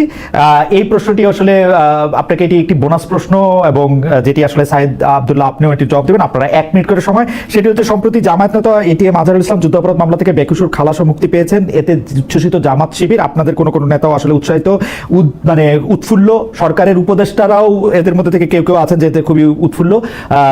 এই রায়ের প্রতিবাদে যারাই কর্মসূচি পালন করতে গেছে তাদের উপর হামলা করেছে কোথাও কোথাও জামাত শিবির, এরকম খবর আমরা পড়েছি। এই বিষয়টি এনসিপি আসলে কিভাবে দেখেছে, মানে এটি কি হামলার খবরটি ভুয়া বা হামলা আসলেই করেছে, এনসিপি এটি নিয়ে আলোচনা করেছে কিনা যদি ছোট করে বলেন, এবং সাইদ আব্দুল্লাহর কাছ থেকে এটা আমি ছোট করে এক মিনিট। এটা কেউ যদি এটার পার্সোনাল ওপিনিয়ন দিয়ে থাকে, মানে এটার রায়টাকে নিয়ে এটা তার ব্যাপার, কিন্তু এইটার মানে বিচারিক প্রক্রিয়াটা ত্রুটিপূর্ণ ছিল। এই ট্রাইব্যুনালটাকে দলীয়করণ করার কারণে, রাজনীতিকরণ করার কারণে, এটা ত্রুটিপূর্ণ কারণে এটা তার এই রায়টা হয়েছে। কিন্তু তার মানে এই না যে যারা স্বাধীনতা বিরোধী ছিল, গণহত্যাকারীর সহযোগী ছিল, এটা দিয়ে আড়াল করা ব্যাপারটা জামাত মানে রায়ের প্রতিবাদে যারা কর্মসূচি পালন করেছে তাদের উপর হামলাটাকে এনসিপি কিভাবে দেখে? হামলা তো খালেদ ভাই, আমি যদি আসলে মানে কোনো হামলা সহিংসতা আমি পুরো অনুষ্ঠানে বলার সুযোগ পেলাম না। প্রায় একটা গ্রাফ দেখছিলাম আপনার অনুষ্ঠানে বসার আগে, প্রায় 618টা সহিংসতা, 93 জন খুন একটা বড় রাজনৈতিক দলের হয়েছে, একটা গ্রাফ দেখছিলাম এনসিপি, বিএনপি, জামাত। তো কোনো সহিংসতাই আসলে কাম্য না এবং মারামারি কাম্য না, কারণ সেটা এই যে দ্বিমত পোষণ বা অন্য মত বা ভিন্ন মতের কে দমন করা, বিরোধীকে দমন করা, এই কালচারটা থেকেই আসলে আমরা মুক্তি পেতে চাই, এবং এটাকে পুঁজি করেই কিন্তু এগুলাকে বন্ধ করে মারধর করে কিন্তু হাসিনা ওকে, আমরা এই প্রসঙ্গে একটু জনাব সাইদ আব্দুল্লাহ আপনাকে শুনতে চাই, এটি শেষ প্রসঙ্গ, আপনি যদি একটা জি। আমার কাছে মনে হয় ক্রিমিনাল মামলার যে কোনো হিসাবটাই হলো যে আপনার বিয়ন্ড রিজনেবল ডাউট প্রুভ করতে হয়। হাসিনার সময় এই বিচারগুলো যেটা হয়েছিল খালেদ ভাই, যে প্রসিডিউরাল এরর ছিল, মানে গায়ের জোরে প্রসিডিউরাল এরর করে রাখার কারণে মামলাগুলো আলটিমেটলি যে ফলাফল হওয়ার সেটাই হয়। আমি এইটার প্রসঙ্গেই বলছি, এই জুলাই গণ অভ্যুত্থানের পরবর্তীতেও মামলাগুলা যেভাবে হচ্ছে বিভিন্ন জায়গায়, এই জায়গায় অনেক প্রসিডিউরাল ত্রুটি হবে বলেই আমার একটা অনুমান। ওই জায়গা থেকে শিক্ষা নিয়ে আমাদের যেটা করা উচিত, অফেন্স যেটা হচ্ছে, অফেন্সকে বিয়ন্ড রিজনেবল ডাউট যদি প্রুভ করতে হয়, মামলা যেন তেন ভাবে করে দেওয়া, যেন তেন ভাবে জোর করে এই শাস্তিটাই দিতে হবে, ওইটা করতে গিয়ে প্রসিডিউরাল এরর করা, এই জায়গাটা করা উচিত না। যেটা 2013 সালের রায় বলেন, সময় বলেন, এগুলো হয়েছিল। অফেন্স কি সেটা আলাদা ব্যাপার, রায়ের তো প্রসিডিউরাল ব্যাপারটা আলাদা। 2 নম্বর ব্যাপার বললে, এটাকে কেন্দ্র করে কেউ যদি প্রতিবাদ করে, তাদের যদি এইভাবে হামলার শিকার হইতে হয়, কোনো কিছু করতে হয়, এটা দুর্ভাগ্যজনক। এটা প্রত্যেকটা রাজনৈতিক দলের ক্ষেত্রে আমি যেটা মনে করি, বিএনপি, জামাত, এনসিপি, বাম, ডান, সবার জন্য সামনের দিনের বাংলাদেশে এই হাতাহাতি, মারামারি, কেউ একটা মতামত দিল তাকে যে মারতে হবে, ধরতে হবে, এটা থাকা উচিত না। আমি 1 মিনিট সময় নিয়েছিলাম জাস্ট একটা প্রসঙ্গ, আমি মনে করেছিলাম যে আপনি ওই যে আর্টিকেল 70 নিয়ে যখন কথা বলছিলেন, আবার আপনি ব্যাক করতে চেয়েছিলেন, যেহেতু শেষই হয়ে যাচ্ছে, জাস্ট আমি একটা কথা বলে শেষ করে দেই। ওই জায়গার ক্ষেত্রে যে সব আইনেই যে মত প্রকাশ করার জায়গায় থাকলো না, ব্যাপারটা তো এইরকম না। লাইক এমন হতে পারে তো ধর্ষণের সর্বোচ্চ শাস্তি মৃত্যুদণ্ড নাকি যাবজ্জীবন কারাদণ্ড, এইটা নিয়ে আমাদের সংসদে একটা প্রাণবন্ত ডিবেট হইতেই পারে। সেই ক্ষেত্রে মেম্বার অফ পার্লামেন্ট যারা আছে প্রাণ খুলে কথা বলতেই পারে। একটা সময় ছিল যে রাজনৈতিক দল একটি স্ট্যান্ড নিয়ে নিল, যে রাজনৈতিক দল এই আইনটা করতে চাচ্ছে যে ধর্ষণের সাজা মৃত্যুদণ্ডই হবে। আর্টিকেল 70 এখন যে অবস্থা আছে সেই অবস্থায় এটা আলোচনা হইতে বাধা নাই। আমি ওইটাই, আপনি যেভাবে বলছিলেন যে আসলে কোনো কিছুই করা সম্ভব না, আমি ওইটাই বলছি। এটা আমার কাছে কোনো কিছু মিন করে না, এটা আমার কাছে কেন মিন করে না, আপনি যখন এটার মধ্যে থেকে আসলে এটা আইন করবেন, আপনি ভোটটা দিতে পারবেন আইনের পক্ষে বা বিপক্ষে, আপনি কথাই কইতে পারবেন, শুধু আপনি দাঁড়ায়া সুন্দর সুন্দর করে কথা কইতে পারবেন, অথবা ওই যে আমি মমতাজ, আমার প্রিয় শিল্পী, তার গানের কথা কইতেছিলাম, ওই গান আপনি গানটাই গাইতে পারবেন, আর কিছু করতে পারবেন না। আমি মনে করি বাংলাদেশের সংবিধানে যদি প্রথম পরিবর্তনটা করতে হয়, সেটা হচ্ছে আর্টিকেল 70 রিপিল করা, এবং কোন বাংলাদেশের, আমিও মনে করি এইটা ব্যাপকভাবে সংশোধন করা উচিত। এটা আমি নতুন এটা পুরোপুরি বাদ দিলে এই সাবকন্টিনেন্টাল ভিউয়ে মানসিকতার ভিউ, যে সাবকন্টিনেন্টাল মানুষরা আলাদা রকম মানুষ। খালেদ ভাই বাংলাদেশের বাস্তবতাটাকে আমরা যদি না বুঝি, বাংলাদেশের বাস্তবতা প্রত্যেকেই, খালেদ ভাই, এই জায়গায় পাকিস্তানের মতো তো একটা সরকার যদি 5 বছর ধরে ফাংশন না করতে পারে, সেই বাস্তবতা আমাদের এই সাবকন্টিনেন্টে আছে। এইটার যে কেন একটা রেস্ট্রিকশন দেওয়া হয়, এটার প্র্যাকটিক্যাল গ্রাউন্ডটা আছে, এবং আমার ব্যক্তিগত অভিমত হলো ওই পার্টিকুলার জায়গাগুলো বাদ দিয়ে এটা। আমার মনে হয় যে আমরা একটু আর্লি ঈদ মোবারক জানিয়ে দর্শকদের এবং আপনাদের দুজনকে অনেক অনেক অনেক ধন্যবাদ জানিয়ে, যে কারণ আপনারা খুবই প্রাণবন্ত ভাবে অনেকগুলি আলোচনায়, মানে অনেকগুলি বিষয়ের আলোচনা আপনারা অংশ নিয়েছেন। দর্শক, আমরা আসলে ঈদের এই সময়টাতে 5 আর 6 তারিখে যে আমাদের দুটি অনুষ্ঠান হওয়ার কথা ছিল, সেগুলি